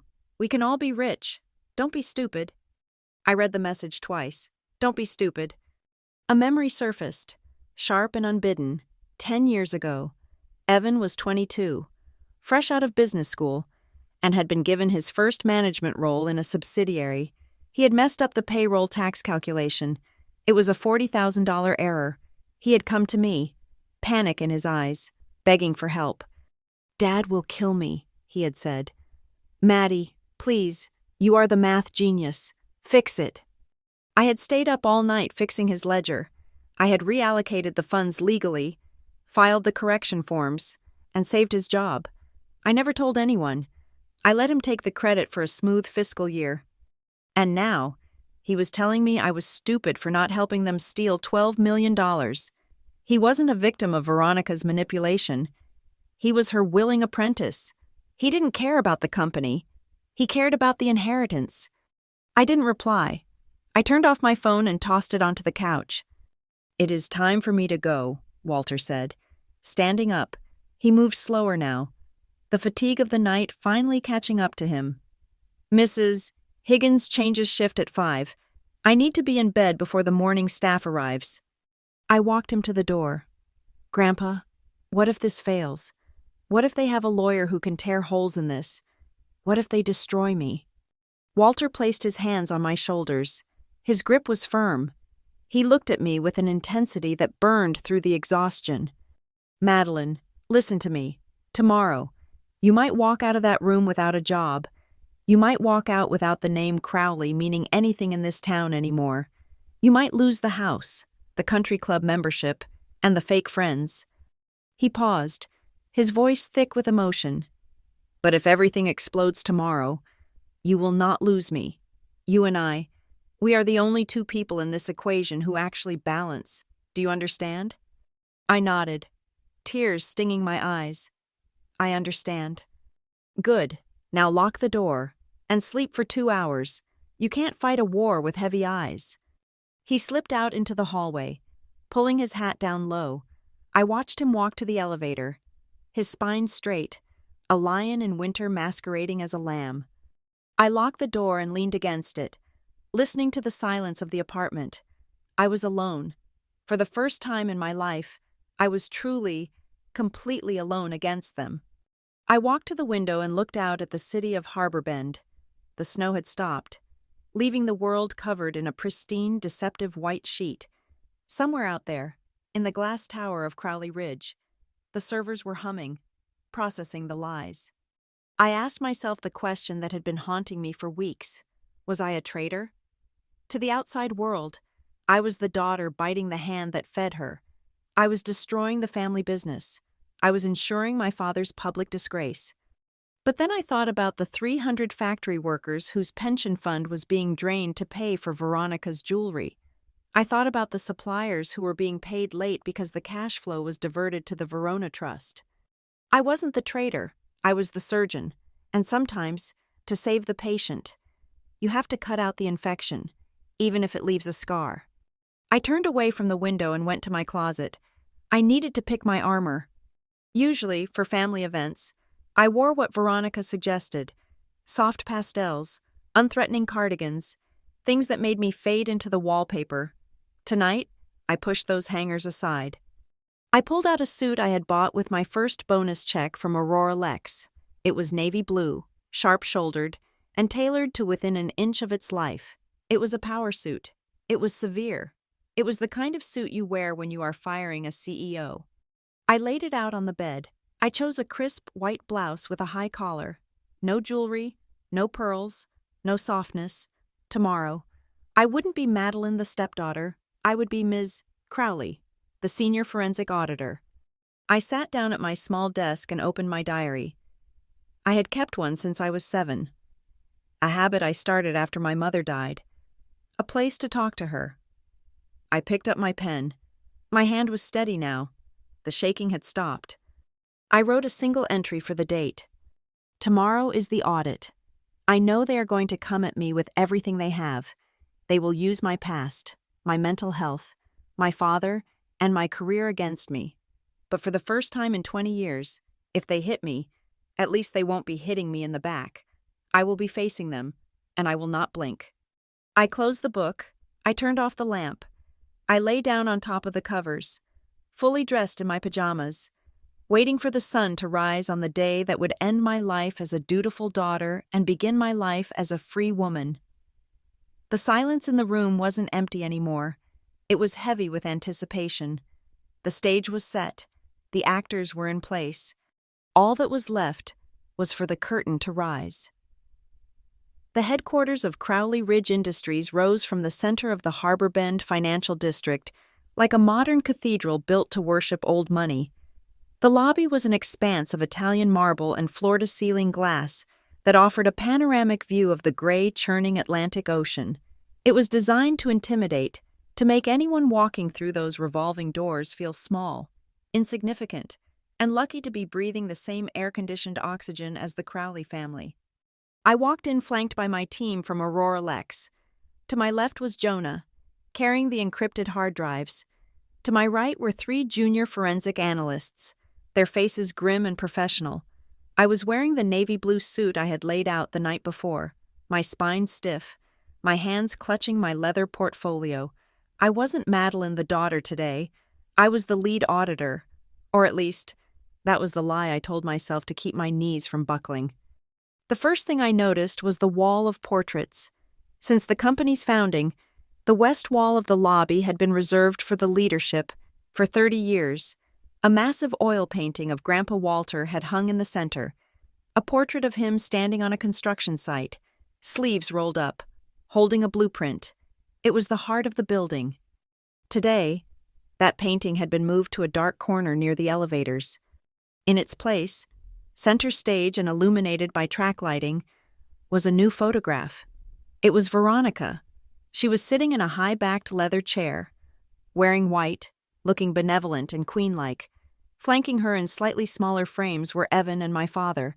The message was architectural and absolute. The era of Walter was over. The era of Veronica had begun. We took the private elevator to the executive floor. The silence in the car was heavy. Jonah didn't look at me, but he tapped his index finger against his leg in a slow, rhythmic beat, our signal to stay calm. When the doors slid open, Veronica was already waiting. She stood at the entrance to the main boardroom, flanked by Evan and my father. She was wearing a crimson suit that looked like a splash of fresh blood against the sterile white walls of the office. "Welcome, welcome," Veronica's voice boomed, warm and theatrical. She stepped forward, extending a manicured hand to Jonah, bypassing me entirely. "You must be the famous team from Aurora Lex. We have heard so much about your thoroughness. I trust the drive down was pleasant?" "It was efficient, Mrs. Crowley," Jonah said, shaking her hand briefly before pulling away. "We are on a tight schedule." Of course. Efficiency is the Crowley motto." She laughed, a sound that echoed too loudly in the hallway. She turned and finally acknowledged me. Her eyes didn't have the cold hatred of the night before. Instead, they held a pitying, patronizing warmth that was infinitely worse. "And Madeline," she beamed, placing a hand on my forearm. She turned to the dozen or so senior employees and junior executives who were milling about the hallway, ensuring everyone heard her. "Everyone, you know Madeline. Of course, Thomas's girl. She is acting as our little internal liaison for this project. It is so helpful to have family on the inside to help smooth over any misunderstandings with the data." I felt the eyes of the Crowley Ridge staff shift to me. I saw suspicion. I saw judgment. She had just painted a target on my back, to my team at Aurora Lex. I was a conflict of interest. To the Crowley employees, I was a mole, a nepotism hire here to whitewash the books for my stepmother. It was a brilliant, cruel tactical move. "I am here as the lead forensic auditor, Veronica," I said, my voice projecting clearly. "My role is to ensure compliance with federal regulations, not to smooth over misunderstandings." The smile didn't leave her face, but her eyes tightened at the corners. "So professional. We are so proud of how far you have come. Come, let us begin." She turned and swept into the boardroom. I glanced at my father. Thomas was standing a few feet away, staring intently at the carpet pattern. He looked gray, diminished, like a suit hanging on a wire hanger. "Dad?" I whispered as I passed him. He flinched but didn't look up. Veronica reached back and grabbed his hand, pulling him into the room like a reluctant child. "Come along, Thomas. We need the CEO at the head of the table." The boardroom was a cavernous space dominated by a 30-foot mahogany table.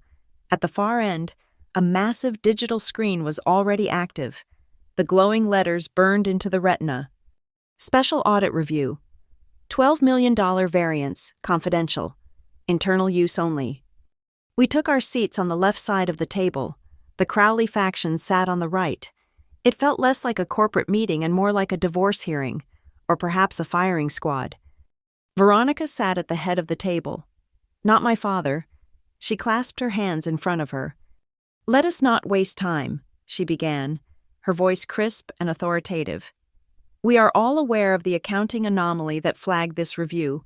$12 million, a large number to the uninitiated, certainly. But in the context of our aggressive third-quarter expansion, it is a rounding error in strategy." She gestured to Evan.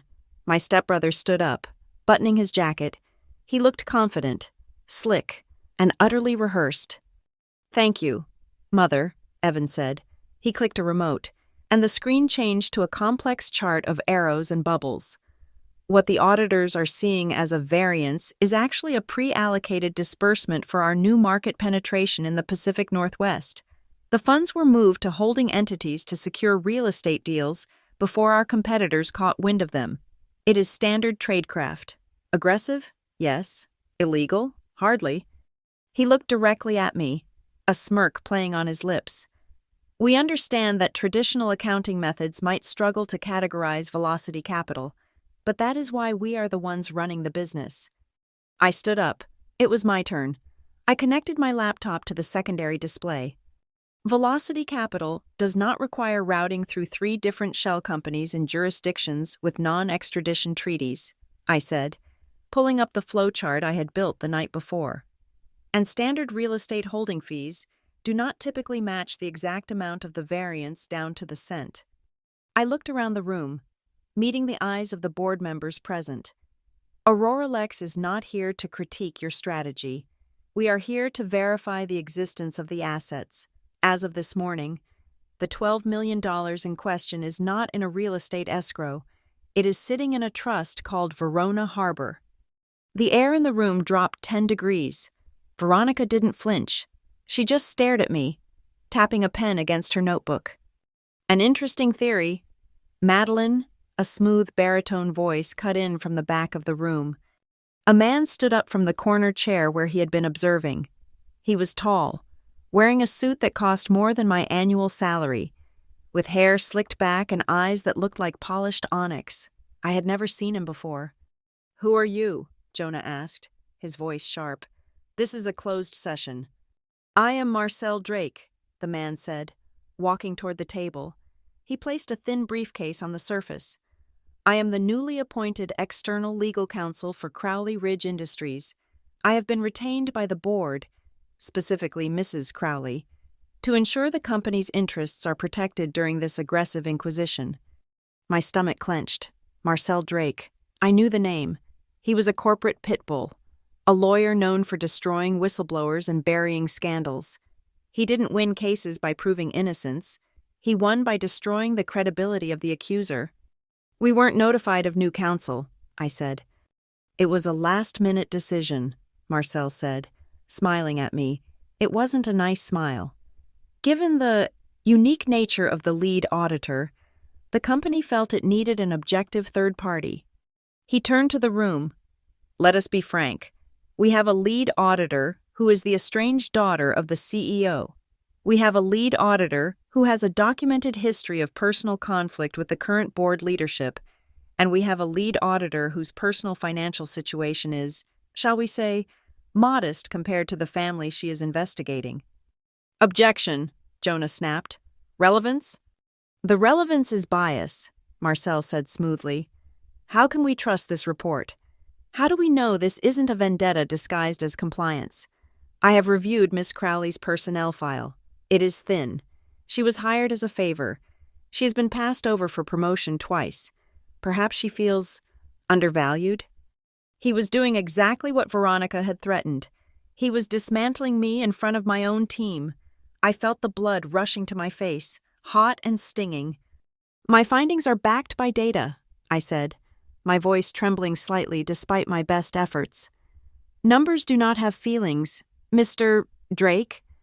But the person interpreting them does, Marcel countered. He leaned on the table, looking down at me. Tell me, Miss Crowley, isn't it true that you were recently offered a consulting position by the family to help rectify these errors internally, and you refused? Isn't it true that you are insisting on a public spectacle rather than a quiet solution? He was twisting the bribe. He was turning my integrity into obstinacy. I refused a bribe, I shot back. I refused $250,000 to stay silent. A bribe? Marcel laughed. Or a generous severance package for a family member who is clearly out of her depth? Veronica sat back in her chair, watching the carnage with a satisfied expression. She didn't have to say a word. She had hired a hitman in a suit to do it for her. Where is Walter? I asked, changing the subject, desperate to regain control. The founder should be here. He is the only one with signature authority on the original accounts. Veronica sighed, a tragic, heavy sound. Oh, Madeline, we didn't want to worry you. Walter is not having a good day. The confusion has set in terribly this week. He barely recognizes the house, let alone the balance sheet. She picked up a piece of stationery. He did, however, dictate a brief note this morning before the nurse gave him his sedative. He wanted me to read it. She cleared her throat and began to read. To the team, I trust Veronica and Evan implicitly. My mind is tired. Please, do not let my past ramblings confuse the future of the company. Let Veronica lead. She knows the way. It was a lie.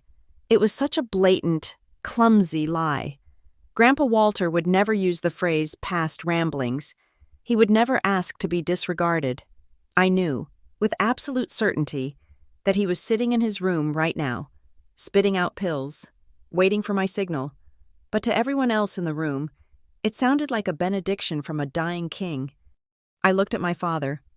Dad, you know that isn't how he talks. You know he's lucid. Thomas looked up, his eyes watery and frightened. He looked at Veronica, then at Marcel, then at me. He opened his mouth, and for a second, I thought he would save me. Ideally, Thomas mumbled, his voice barely a whisper. Ideally, we should just get through the agenda. He looked away. My heart broke a little more, a quiet fracture in my chest. I sat down, feeling defeat wash over me. They had the narrative. They had the lawyer. They had the fake letter.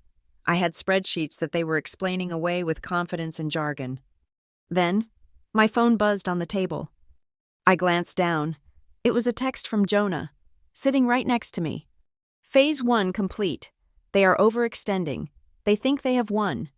Wait for the contradiction. I looked at Jonah. He didn't look at me. He was staring at Marcel with a bored expression, but his finger was tapping that rhythm on his leg again. Tap, tap, tap. We were playing a different game. We weren't trying to win the argument in the room. We were trying to get them to put their lies on the official record. Every time Evan claimed the money was for real estate, the stenographer typed it. Every time Marcel claimed I was biased, it went into the transcript. If we could prove later that the money wasn't for real estate, Evan would be on record for perjury and fraud. If we could prove the letter was fake, Veronica would be on record for obstruction. I took a deep breath and steadied my hands. I looked up at Veronica. Okay, I said, forcing my voice to sound resigned, defeated. Let us proceed with your explanation of the real estate assets. Please, show us the documentation. Veronica's eyes lit up. She thought I had broken. Excellent. Evan, pull up the slide on the Oregon acquisition. For the next 2 hours, we sat there and let them lie to us.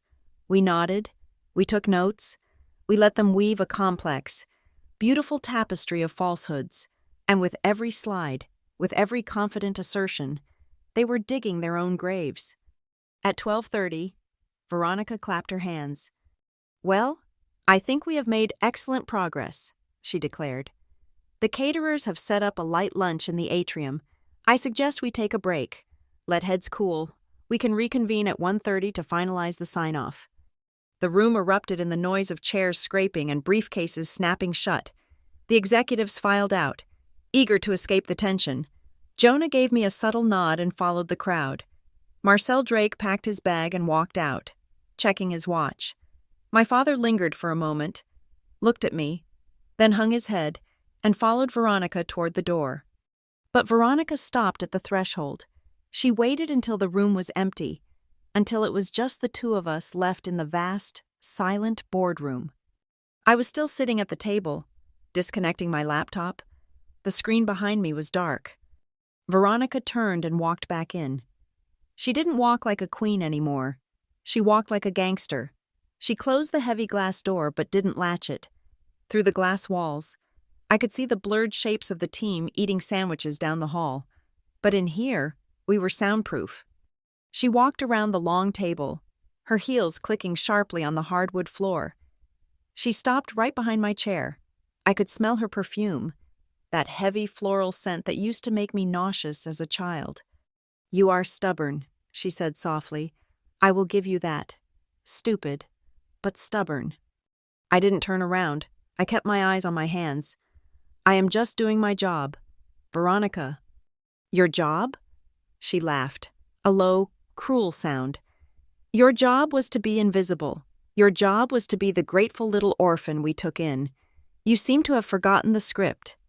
She leaned down, her face inches from my ear. I could feel the heat radiating off her. "You think your little team is going to save you? That lawyer, Marcel, he is going to eat you alive this afternoon. He is going to file a motion to have you removed for incompetence. And then, when you are fired and crying in the parking lot, I am going to make sure no firm in this country ever hires you again." I turned my chair slowly to face her. "Why are you doing this? You have enough money. Why destroy the company? Why destroy Dad?" "Because I can," she whispered. "Because power isn't about having enough. It is about having it all."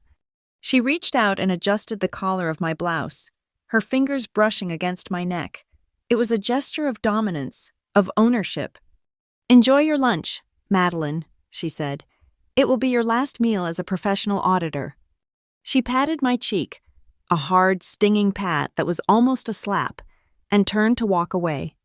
I watched her go, watched her silhouette against the bright light of the hallway. My hand went to my pocket, checking for the phone. But I hadn't recorded this. I hadn't needed to. Because up in the corner of the room, the red light of the security camera blinked once. Jonah had texted me earlier that he had hacked the internal feed. "Wait for the contradiction," he had said. The contradiction wasn't in the numbers. It was in her.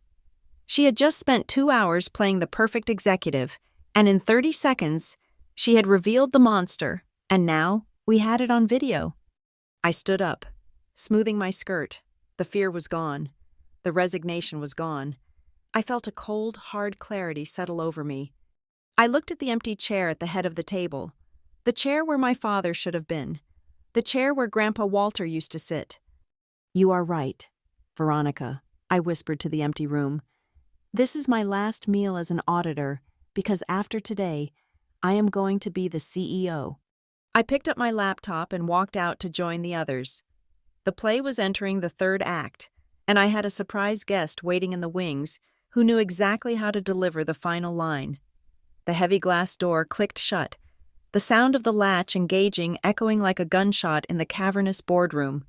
The chatter of the departing executives faded down the hallway, replaced by a silence so thick it felt pressurized. I did not turn around immediately. I kept my hands on my laptop, staring at the black screen, watching the reflection of the woman standing behind me. Veronica did not move. She stood with her back to the door. her hand still resting on the lock. She had waited until every witness was gone, until the hallway was empty, until the world outside this glass cage was busy eating canapés and discussing stock options. "Turn around, Madeline," she said. Her voice was no longer the booming theatrical instrument she used for the board. It was soft, intimate, and terrifying. I took a breath, steeling myself, and swiveled the leather chair to face her. "The meeting is adjourned for lunch. Veronica, if you have more lies to tell, save them for 1:30. She walked toward me, her heels sinking silently into the plush carpet. She stopped at the edge of the table, leaning her hip against the mahogany, crossing her arms. She looked at me not with anger, but with a look of profound disappointment, the kind a parent reserves for a child who has broken a precious heirloom. "Do you really hate us this much?" she asked quietly. "Is your hatred so deep that you are willing to drag this entire family into the gutter over a few meaningless numbers?" "They are not meaningless numbers," I said, my voice shaking slightly despite my best efforts to control it. $12 million is not a rounding error. It is grand larceny. It is fraud. And it is not just money. Veronica, it is the pension fund. It is the vendor payments. It is the foundation my grandfather built with his bare hands." "Oh, spare me the sanctity of the ledger," she scoffed, pushing off the table and taking a step closer. "Business is messy. Capital needs to move to grow. You sit in your little cubicle at Aurora Lex with your black and white rules, judging people who actually build things. You have no idea what it takes to keep a company like this afloat." "I know it doesn't take setting up a fake trust in your own name," I countered. "And I know it doesn't take gaslighting your husband into becoming an accomplice." Veronica's face hardened. The mask of the disappointed mother vanished, replaced by the sneer of the street fighter she actually was. "You ungrateful little wretch," she spat. "You talk about accomplices? Who do you think put the clothes on your back for the last 20 years? Who do you think paid for that fancy degree you are using to attack me?" "Me. I did, when your mother died and your father was too busy falling apart to function. I stepped in. I kept this house running. I kept him sane." She jabbed a finger in my direction. "I even let you keep the name. Do you know how many times I wanted to change it? To send you away to boarding school and be done with your moping face? But I let you stay. I let you be a Crowley. And this is how you repay me? By biting the hand that fed you?" "You fed me scraps," I said. Standing up, I needed to be on my feet. I couldn't let her tower over me. "You kept me around because it looked good for the brand. The benevolent stepmother raising the tragic orphan. I was a prop. Veronica. Just like Dad is a prop. Just like Evan is a prop." "Your father loves me," she hissed, stepping into my personal space. I could smell the stale coffee on her breath beneath the expensive mints. "He worships the ground I walk on because I saved his legacy. If this all comes out, if you actually manage to blow this up, who do you think he is going to choose? The wife who doubled the stock price, or the daughter who sent the FBI to his door?" "He will choose the truth," I said, though a sliver of doubt cut through me. "He will choose survival," she shouted, her composure cracking. "And I am survival. You are just a liability." "Not according to Walter," I said. The name hung in the air between us. Veronica froze. "Don't you dare!" "I know he is not senile." I pushed, my voice gaining strength. "I know you forced him out. I know about the pills in the flower pot, and I have the documents. Veronica, I have the audits he wrote while you thought he was watching cartoons." The reaction was instantaneous and violent. Veronica lunged. She didn't slap me. She grabbed me. Her hands, surprisingly strong, bunched into the lapels of my jacket. She shoved me backward with a primal growl. My heels caught on the carpet, and I stumbled back, my shoulder slamming hard against the glass wall of the conference room. The impact knocked the wind out of me. My head cracked against the glass, a sharp burst of pain exploding behind my eyes. "Don't you dare bring that old man into this!" she screamed, her face inches from mine, her spit flying onto my cheek. "He is a vegetable. He is nothing. I run this company." She released my jacket with one hand and swung. Her palm connected with the side of my face with a cracking sound that seemed to echo endlessly in the empty room. It wasn't a theatrical slap. It was a blow meant to hurt. My glasses flew off my face, skittering across the mahogany table and landing on the floor. I gasped, clutching my cheek. The skin burned like fire. My ear was ringing. I looked at her, stunned. We were in a corporate boardroom, surrounded by millions of dollars of technology, and she had just assaulted me like a barroom brawler. Veronica was breathing heavily, her chest heaving beneath her silk blouse. Her eyes were wide, manic. She looked down at her own hand, then back at me, and for a second, I saw a flicker of realization. But she didn't back down. She doubled down. "You think you are so smart," she whispered, her voice trembling with rage. "You think you are the first person to try to stand in my way? You think David Thorne didn't have files too?" The world seemed to stop spinning. The ringing in my ear faded into a terrified silence. "What did you say?" I breathed. Veronica took a step closer, pinning me against the glass. She lowered her voice to a conspiratorial hiss, her eyes gleaming with a dark, twisted pride. "David was just like you," she said. "Arrogant, self-righteous. He thought a few spreadsheets gave him the power to dictate my life. He threatened to go to the SEC. He said he was going to ruin me." She leaned in, her lips brushing my ear. A lover's distance for a killer's confession. If he had just known his place, he would still be alive, but he insisted on driving that night. He insisted on taking the coastal road.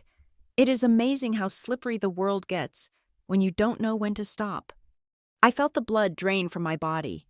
It was a confession. It wasn't explicit. It wasn't signed in triplicate, but it was a confession. She was telling me she had killed him, and she was telling me I was next. I looked at her, fighting the urge to vomit. My cheek was throbbing, a hot welt rising on my skin. But amidst the pain and the fear, a strange, cold clarity took over. I remembered Grandpa's words. "Fear makes you sharp." I didn't cry. I didn't beg. I straightened my spine, pressing my back against the cool glass. I looked her dead in the eye. "You just hit me," I said, my voice slow and deliberate.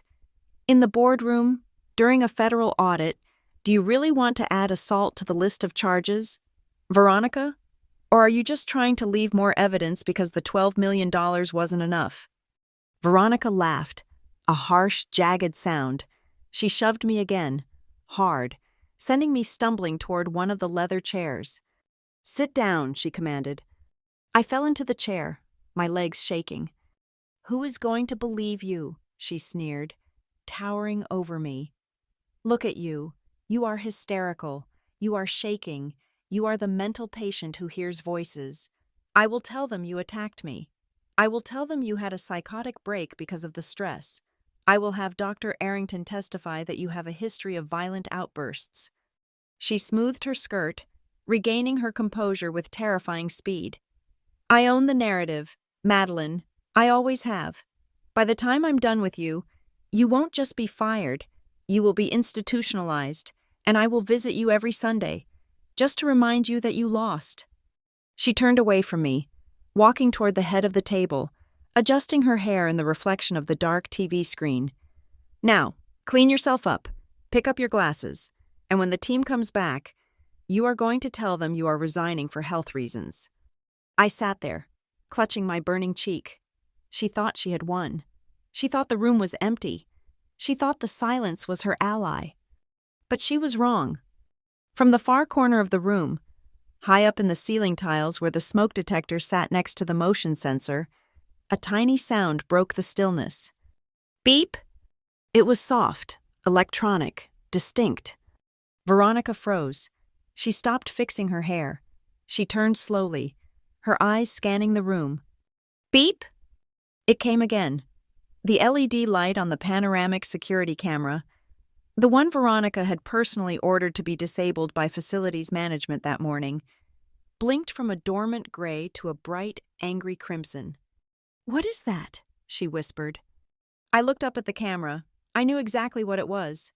Jonah had told me the IT team needed a manual override to bypass the local kill switch Veronica had installed. That beep was the system re-engaging. That red light meant we were live. The feed wasn't just recording to a hard drive in the basement, it was streaming directly to the Aurora Lex secure cloud server in Chicago. Veronica followed my gaze. She saw the red light. The color drained from her face so fast, it looked like she had been slapped. Her mouth opened, but no sound came out. I reached down and picked up my glasses from the floor. One of the lenses was cracked. A spiderweb fracture right down the middle. I put them on. The world was fractured, broken, but I could see her clearly. "That," I said, standing up from the chair, "is the backup system." Veronica stared at the camera, then at me. The arrogance evaporated. For the first time in 20 years, I saw genuine, unadulterated terror in her eyes. She realized that the room wasn't a confessional, it was a stage, and she had just performed the opening act of her own destruction. "You," she stammered, taking a step back, "you set me up." "I didn't make you hit me, Veronica," I said, touching my cheek. "And I certainly didn't make you confess to murdering David Thorne. You did that all on your own." She looked at the door, then at me. Her hands twitched. I saw the calculation in her eyes. Could she get the camera? Could she hurt me enough to stop the recording? "It is already in the cloud," I said, reading her mind. "Jonah is watching. The legal team in Chicago is watching. You can smash the camera. You can smash me, but you cannot smash the signal." She slumped against the table, her legs seemingly giving out. The power she held, the immense, suffocating gravity of her personality, collapsed in on itself. She looked small. She looked old. "Madeline," she whispered, her voice shaking. "Please, we can fix this. I can give you half. 6 million. You can disappear." "It is too late for negotiations," I said. I walked past her toward the door. I didn't run. I didn't look back. I reached for the handle, my hand trembling, but I forced it to turn. The lock clicked open. I stepped out into the hallway just as the elevator doors at the far end pinged. The lunch break was over. My team was coming back. Jonah was leading them. His face grim, his eyes locked onto mine. He saw the red welt on my cheek. He saw the cracked glasses. He saw the shaking of my hands. He broke into a run, the rest of the team following him. I leaned against the wall, sliding down until I hit the floor. The adrenaline crash hit me like a physical blow. I was safe. I was out of the room. But the sound of that slap, the sound of her hatred, was still ringing in my ears.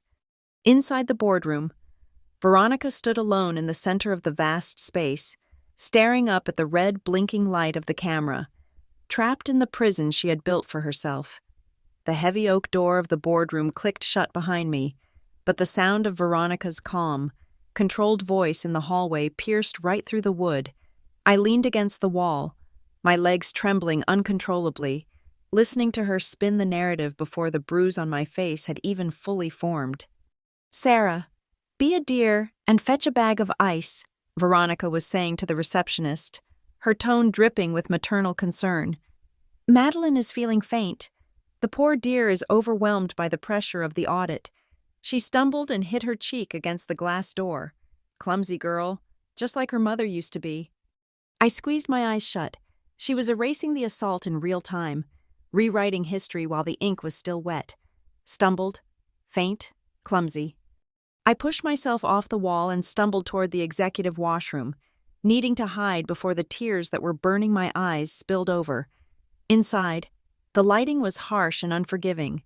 I gripped the marble sink, staring at my reflection.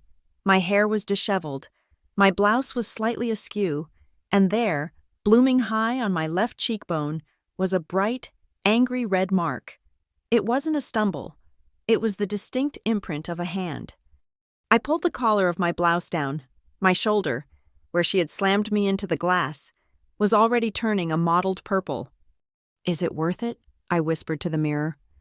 The question hung in the air, heavy and suffocating. I could walk away. I could resign right now, cite health reasons, and disappear. I could let them keep the $12 million. I could let my father continue his slow, silent drowning. I would be safe. I wouldn't be punched in boardrooms. I wouldn't be threatened with psychiatric files. My phone buzzed in my pocket, startling me. It wasn't Jonah. It was an automated notification from the Crowley Ridge internal server. Urgent. Mandatory legal consultation. To Madeline Crowley. From Office of General Counsel. Time, immediate. Location, conference room B. They weren't giving me time to breathe. They were moving for the kill. I splashed cold water on my face, wincing as the icy liquid hit my bruised cheek. I put my cracked glasses back on, straightened my navy blazer, and walked out. I wasn't going to run. If they wanted to fire me, they would have to do it while looking at the mark they left on my face. Conference Room B was a small, windowless box designed for private reprimands and quiet settlements. When I walked in, Marcel Drake was already sitting at the small round table. He had his briefcase open and a single, thick document placed perfectly in the center of the green felt. "Sit down, Miss Crowley," Marcel said. He didn't look at my bruise. He looked through me, as if I were a column in a spreadsheet that needed to be deleted. "I would prefer to stand," I said, staying by the door. "Suit yourself," Marcel said, uncaping a fountain pen. "We are here to discuss a restructuring of your relationship with Crowley Ridge Industries, given the unfortunate incident this morning and your obvious emotional instability. The board feels it is best to sever ties immediately." "I was assaulted," I said clearly. "That is not emotional instability. That is a crime." "Allegedly," Marcel corrected smoothly. "Without context, footage can be misinterpreted, and we wouldn't want a long, drawn-out legal battle that drags your medical history into the public record, would we? Dr. Arrington's notes are quite detailed regarding your tendency toward fabrication." He slid the document toward me. "This is a termination of family financial relationship agreement. It is a standard separation contract, but with a generous ex gratia payment." I looked at the number on the front page. $500,000, $500,000. It was double what Veronica had offered in the coffee shop. The price of my silence was going up with every bruise. "If you sign this," Marcel continued, his voice devoid of inflection, "you acknowledge that your employment is terminated by mutual consent. You agree to a lifetime non-disclosure agreement regarding all Crowley Ridge operations, and most importantly, you agree to waive any and all claims to the Crowley family trust and estate." "You want me to disown myself," I said, realizing the cruelty of the document. "You aren't just firing me. You are erasing me from the family." "We are formalizing the reality," a voice said from behind me. I turned. Veronica walked in, closing the door softly. She had reapplied her lipstick. She looked impeccable. Following her, shuffling like a prisoner walking to the gallows, was my father. "Dad," I breathed. Thomas didn't look at me. He went to the corner of the room and sat in a chair, staring at his hands. He looked smaller than I had ever seen him, his suit jacket hanging loose on his shoulders. "I don't want to do this, Madeline," Veronica said, moving to stand beside Marcel. She put a hand on her chest, mimicking heartbreak. "Truly, it breaks my heart, but you are destroying this family. You are tearing your father apart with these wild accusations. We have to protect the company. We have to protect Thomas." "Protect him?" I laughed, a harsh, broken sound. "You are using him as a shield. Veronica, you are stealing his company and making him sign the check so he goes to jail instead of you." "Sign the paper, Maddie," my father whispered. The room went silent. I looked at him, stunned. He hadn't spoken to me directly in days. "What?" I asked. Thomas looked up. His eyes were red-rimmed, filled with a terrifying mixture of fear and exhaustion. "Just sign it. Please, take the money. Go to Seattle. Be safe. I can't do this anymore." "He wants you safe," Veronica said, seizing the moment. She walked over and picked up the pen, holding it out to me. "He knows that if you stay, things will get ugly. The medical records, the press, the police investigation into your assault claim, which will inevitably turn back on you. Do you want to put your father through that?" I looked from Veronica to my father. "Dad, look at me." He flinched but didn't raise his eyes. "I have a bruise on my face," I said, my voice trembling. "She hit me, in the boardroom, an hour ago. Look at it. Dad, look at what she did to me." Thomas squeezed his eyes shut, a tear leaking out and tracing a path through the deep lines of his face. He didn't look. He couldn't look. If he acknowledged the violence, his entire world of denial would shatter. "He trusts me, Madeline," Veronica said softly, placing the pen on the table in front of me. "Because I am the one saving him. You are the one holding the match." She leaned over the table, her voice dropping to a hiss that only I could hear. "Here is the deal. You sign this, and the camera footage from the boardroom disappears. I have a tech team scrubbing the servers right now. The medical records from Dr. Arrington stay in a vault. You walk away rich and clean. If you don't sign, you lose the family. You lose Aurora Lex because I will sue them for harassment, and you lose your father forever." I looked at the pen. It was a Mont Blanc, heavy and black. It looked like a weapon. I reached out and touched it. My fingers brushed the cold metal. Veronica exhaled, a sound of victory. Marcel opened the signature page, smoothing it down. "Smart girl," Veronica whispered. I wasn't signing. I was buying time. I needed seconds. Jonah had told me to wait for the contradiction, but now I was waiting for the cavalry. I gripped the pen, feeling the weight of it. "If I sign this," I said slowly, dragging out the syllables, "does the $12 million go back into the company?" "The money is safe," Marcel said quickly. "The allocation is internal. That is all you need to know." "So you admit it is not in real estate," I said, looking at him. Marcel blinked. That is not what I said." "You said the allocation is internal. Real estate is an external asset." "Stop playing games, Madeline," Veronica snapped, slamming her hand on the table. "Sign the damn paper." I tightened my grip on the pen. I was about to throw it across the room. I was about to scream. Then, Marcel's phone rang. It wasn't a polite vibrate. It was a loud, jarring ringtone that cut through the tension like a knife. Marcel looked annoyed. He reached into his pocket to silence it, but then he saw the caller ID. His face went pale. "It is the General Counsel for Aurora Lex," he muttered. "Don't answer it," Veronica ordered. "She is signing." "I have to answer it. Mrs. Crowley, it is a priority 1 legal summons." Marcel answered the phone, putting it on speaker before he could stop himself, his hands shaking. "This is Drake," he said. A woman's voice, sharp and authoritative, filled the small room. "Mr. Drake, this is Sarah Vance, Chief Legal Officer at Aurora Lex. We have just received a direct data stream from your boardroom indicating a physical altercation involving our lead auditor. We are also in possession of digital evidence regarding coerced testimony." Veronica froze. My father looked up, his eyes wide. "As of this moment," the voice continued, "Aurora Lex is filing an emergency injunction. You are ordered to cease and desist all internal negotiations with Ms. Crowley immediately. Any document signed after 12 p.m. today will be considered signed under duress and will be admissible as evidence of obstruction of justice. Do I make myself clear?" Marcel swallowed hard. "Crystal clear, Ms. Vance."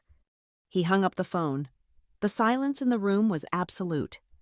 I dropped the pen. It rolled across the table and fell onto the floor with a soft clatter. "I guess I won't be signing," I said. Veronica stared at the phone, then at Marcel. Her face turned a color I had never seen before, a deep, mottled crimson of pure, unadulterated rage. "You idiot," she screamed at Marcel. "You said you could handle them. You said you could block the feed." "Mrs. Crowley, I pay you $3,000 an hour to fix problems, not to let a bunch of accountants dictate my life," she yelled, losing all control. She turned on him, her hands balling into fists. I have spent enough money buying silence in this town. I bought the board. I bought the doctors. I bought the police report for Thorne. Why is this still a mess? The air left the room. My father made a sound, a strangled, choking gasp. I slowly pulled my hand out of my pocket. My phone was there. The recording app was running. "Did you get that?" I whispered to myself. "What did you say?" Veronica spun around to face me, realizing too late what she had screamed. "You just said you bought the police report for Thorne," I said, my voice steady. "And you said you bought the doctors." I looked at my father. "Did you hear that, Dad? She bought the police report for David Thorne, the man who died." Thomas stood up. His legs were shaking so hard he had to grab the chair for support. He looked at Veronica, and for the first time in years, I didn't see fear in his eyes. I saw horror. "Veronica," he whispered, You told me it was an accident. You said the police cleared it." "It was an accident!" Veronica shrieked, her eyes darting around the room, looking for an escape. I paid to expedite the paperwork, to keep the press away. Thomas, don't look at me like that. I did it for us." "Get out," I said. "Excuse me?" Veronica sneered, trying to regain her footing. "Get out of this room," I said, stepping toward her. "The meeting is over. The agreement is void. And if you say one more word to my father, I will play this recording for the FBI before we even leave the building." Veronica looked at me, then at Marcel, who was frantically packing his briefcase, clearly realizing he was on a sinking ship. She straightened her jacket, pulling the shreds of her dignity around her like armor. "Fine," she spat. "Play your games, but the board meeting is at 2:00, and I am still the acting chairwoman. I control the votes. I will bury you. Madeline, I will blame every lost dollar on your incompetence, and I will have security drag you out of this building by your hair." She turned and marched out of the room. Marcel followed her, not making eye contact with anyone. I was left alone with my father. Thomas stood in the corner, staring at the empty doorway. He looked like a man who had just watched his house burn down with him inside. "Dad?" I reached out a hand. He flinched away from me. "I didn't know," he whispered, his voice breaking. "Maddie, I swear, I didn't know about David. I thought it was just the money. I thought we were just borrowing time. It is never just money with her. Dad," I said gently, "you have to choose, right now. The board meeting is in 20 minutes. Are you going to sit next to her, or are you going to stand with me?" He looked at me, tears streaming down his face. He opened his mouth to speak, but no words came out. He just shook his head, a gesture of profound helplessness, and walked out of the room. He didn't go after Veronica. He walked toward his office, a ghost fading into the woodwork. I stood there for a moment, the silence pressing in on me. I felt hollowed out. I had won the skirmish, but I had lost my father. He wasn't strong enough. He was broken. I checked my watch. 1:45, 15 minutes until the final showdown. I walked out of the conference room and headed toward the elevators. I needed a moment of air. I needed to breathe before I walked into the lion's den for the last time. The hallway was empty. The staff were all in the atrium for lunch. I pressed the button for the lobby, but when the doors opened, the car wasn't empty. It was the service elevator, the one used for catering and maintenance. Standing inside was Grandpa Walter. He wasn't wearing the bathrobe or the plaid slippers. He was wearing a charcoal three-piece suit that looked like it had been tailored in London 50 years ago and preserved in amber. He held his fedora in one hand and his cane in the other, not leaning on it, but holding it like a scepter. And he wasn't alone. Standing next to him was a man I had never seen before. He was younger, maybe 40, with sharp features and glasses that caught the light. He was holding a heavy metallic briefcase handcuffed to his wrist. I stared at them, my mouth falling open. "Grandpa," I whispered, "what are you doing? You are supposed to be in bed." Walter stepped out of the elevator, his movements strong and precise. He looked at my bruised cheek, and his eyes darkened with a terrifying, cold rage. "I tried to sleep," Walter said, his voice like gravel grinding together. But then I heard my granddaughter was having a hard day. He gestured to the man beside him. Madeline, meet Reed Halden. He is a forensic accountant I hired privately 3 years ago. He has been working in the shadows, tracking every dime Veronica moved since the day she took over. Reed nodded to me. Ms. Crowley, it is an honor. I have the final report right here. He tapped the briefcase. It connects the Verona Trust to the Cayman accounts, and it has the IP logs verifying Mrs. Crowley authorized the transfers. We are crashing the party, Walter said, putting his hat on his head. Are you ready to take your company back, kid? I looked at the old man who had played the fool for years to save us, and the stranger holding the smoking gun. The fear evaporated. The exhaustion vanished. I am ready, I said. Good, Walter said, hooking his arm through mine. Then let's go fire my daughter-in-law. The afternoon session of the Crowley Ridge board meeting began at 2:00 sharp. The atmosphere in the room was heavy, pressurized like the air before a summer thunderstorm. Every seat at the long mahogany table was filled. To my left sat the Aurora Lex team, looking grim and ready for a fight. To my right sat the board of directors, a row of older men and women in expensive suits who looked uncomfortable, shifting in their leather chairs. At the head of the table, Veronica sat like a queen on a threatened throne. Evan was to her right, tapping furiously on his tablet. My father, Thomas, sat to her left, looking like a man who had already been sentenced. Veronica opened the meeting with a terrifying level of composure. She stood up, smoothed her crimson jacket, and clicked a remote. The screen behind her lit up with a sanitized version of the company's financials.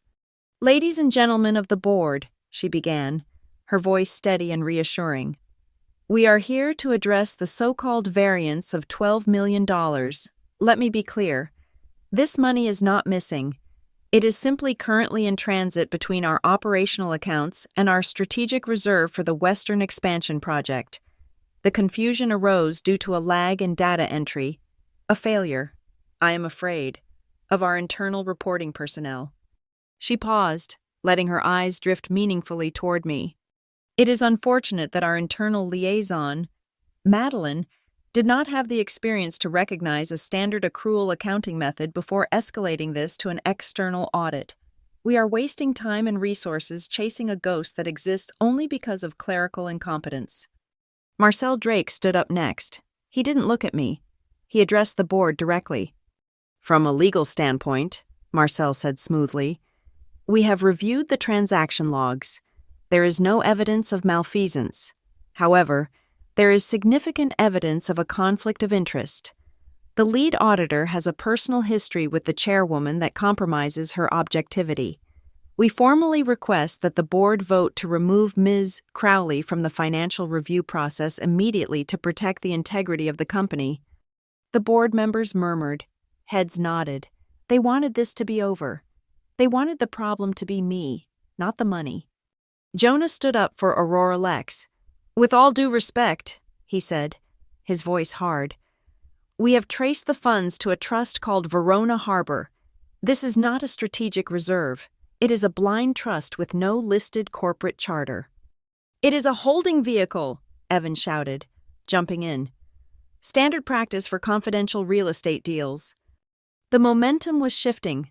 The board looked at Jonah, then at Veronica. Veronica looked confident. She looked like she had won. The narrative was setting like concrete. I was the bitter, incompetent daughter, and she was the savvy leader protecting the firm.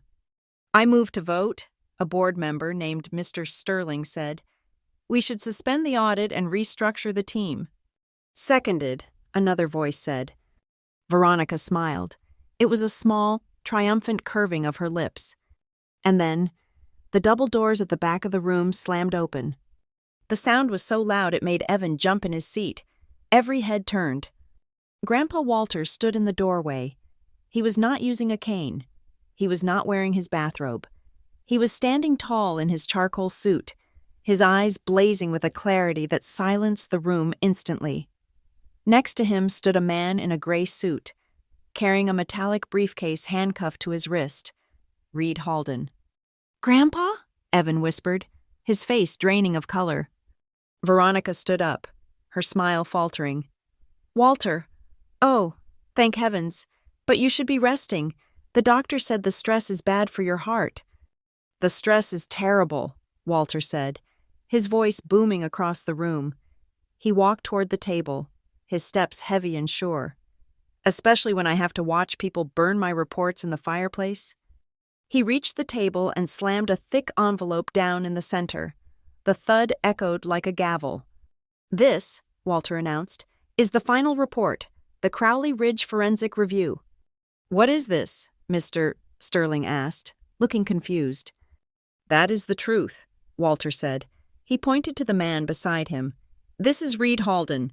He is a forensic accountant I hired 3 years ago, while you all thought I was losing my mind. Reed was tracking every single dollar Veronica moved. Reed stepped forward, unlocking the briefcase attached to his wrist. He pulled out a stack of documents and distributed them to the board members with rapid efficiency. If you turn to page 4, Reed said, his voice clinical and dry, you will see the incorporation papers for the Verona Harbor Trust. It is not a real estate holding company. It is a private wealth fund registered in the Cayman Islands. The sole signatory is Veronica Crowley, and the primary beneficiary is Evan Crowley. The room erupted. The board members started shouting over each other. Evan sank low in his chair, looking like he wanted to disappear. This is a lie, Veronica screamed, her composure shattering. These are forged documents. That man is a fraud. I am a certified federal auditor, Reed said calmly. And I have the IP logs. Every transfer was authorized from your personal computer, Mrs. Crowley, between the hours of 2 a.m. and 4 a.m. Walter, please, Veronica pleaded, turning to him, trying to grab his arm. You are confused. Let me explain. Walter pulled his arm away as if she were burning him. I am done listening to you. Veronica, now, I want you to watch something. He nodded to Jonah. Jonah tapped a key on his laptop. The massive screen behind Veronica, the one she had used to display her lies, flickered and changed. The video from the boardroom lunch break began to play. It was high definition. The audio was crisp. The entire board watched in stunned silence as Veronica cornered me. They watched her slam me against the glass wall. They heard the sickening crack of her hand slapping my face. Then, they heard her voice, amplified by the speakers. If he had just known his place, he would still be alive, but he insisted on driving that night. It is amazing how slippery the world gets when you don't know when to stop. A gasp went through the room. A woman at the end of the table covered her mouth with her hand. Veronica stared at the screen, her eyes wide with horror. She looked like a trapped animal. That is fake, she shrieked, pointing a trembling finger at the screen. It is a deep fake. They edited it. It is AI. It is raw footage. The IT director's voice came over the intercom system. Authenticated by the server timestamp. It is real. I stood up then. My legs were steady. I pulled my phone from my pocket and plugged it into the audio jack on the table.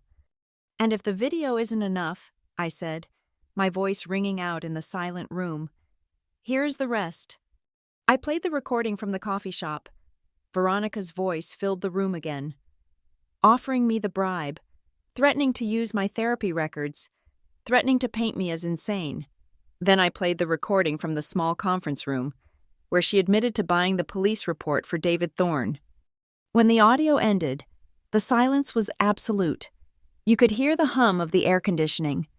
My father, Thomas, slowly stood up. He looked at Veronica. He looked at the video freeze frame of her hitting me. He looked at the documents Reed had laid out. Thomas, Veronica whispered. Thomas, tell them I did it for us. No, Thomas said.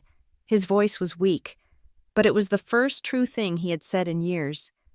You didn't do it for us. You did it for you. He turned to the board. Tears were streaming down his face. I signed the checks, Thomas said, his voice breaking. I didn't read them. I was afraid of her. I was a coward. I take full responsibility for my negligence, but I will not let her hurt my daughter anymore. He collapsed back into his chair, burying his face in his hands. Walter stepped forward. He pulled a document from his inside pocket. "This is a proxy statement," Walter announced. "As the founder and majority shareholder, I am invoking the emergency clause of the corporate charter. I am transferring all my voting rights, effective immediately, to Mr. Reed Halden as my legal proxy." He slammed the paper down next to the report. "Mr. Halden," Walter said, "what is your first motion?" Reed straightened his tie. "I move to immediately freeze all assets associated with Veronica Crowley and Evan Crowley. I move to suspend them from all executive duties pending a criminal investigation. And I move to hand all evidence presented here today to the FBI." "Seconded, Mr. Sterling shouted, almost leaping out of his chair. "All in favor?" Walter asked. Every hand in the room went up, even the ones who had supported her 10 minutes ago. The ship was sinking, and the rats were swimming for shore. "Motion carried," Walter said coldly. Veronica looked around the room. She saw the faces of the people she thought she owned. She saw Evan crying. She saw Thomas broken. And she saw me, standing tall at the other end of the table. She snapped. With a guttural scream of pure rage, she launched herself across the room. She scrambled over the mahogany table, scattering papers and water glasses, clawing her way toward me. "You little witch!" she screamed, her face contorted into a mask of pure hate. "You ruined everything. I will kill you. I will kill you." She got within 3 feet of me before 2 large security guards tackled her. They dragged her back, her heels skidding on the polished floor, her expensive jacket tearing at the shoulder. She thrashed in their grip, spitting and cursing. "You ruined this family! You ungrateful brat! You destroyed us!" I didn't flinch. I didn't step back. I looked straight into her wild, manic eyes. "No, Veronica," I said, my voice calm and carrying to every corner of the room. "I didn't ruin the family. I just stopped you before you could destroy my life a second time." She screamed again, a wordless sound of fury as the guards dragged her out the double doors. Evan was escorted out behind her, sobbing. His head hung low. The room was chaotic. Lawyers were shouting into phones. Board members were arguing. Reed and Jonah were high-fiving over the laptop. Walter walked over to me. He placed a heavy hand on my shoulder.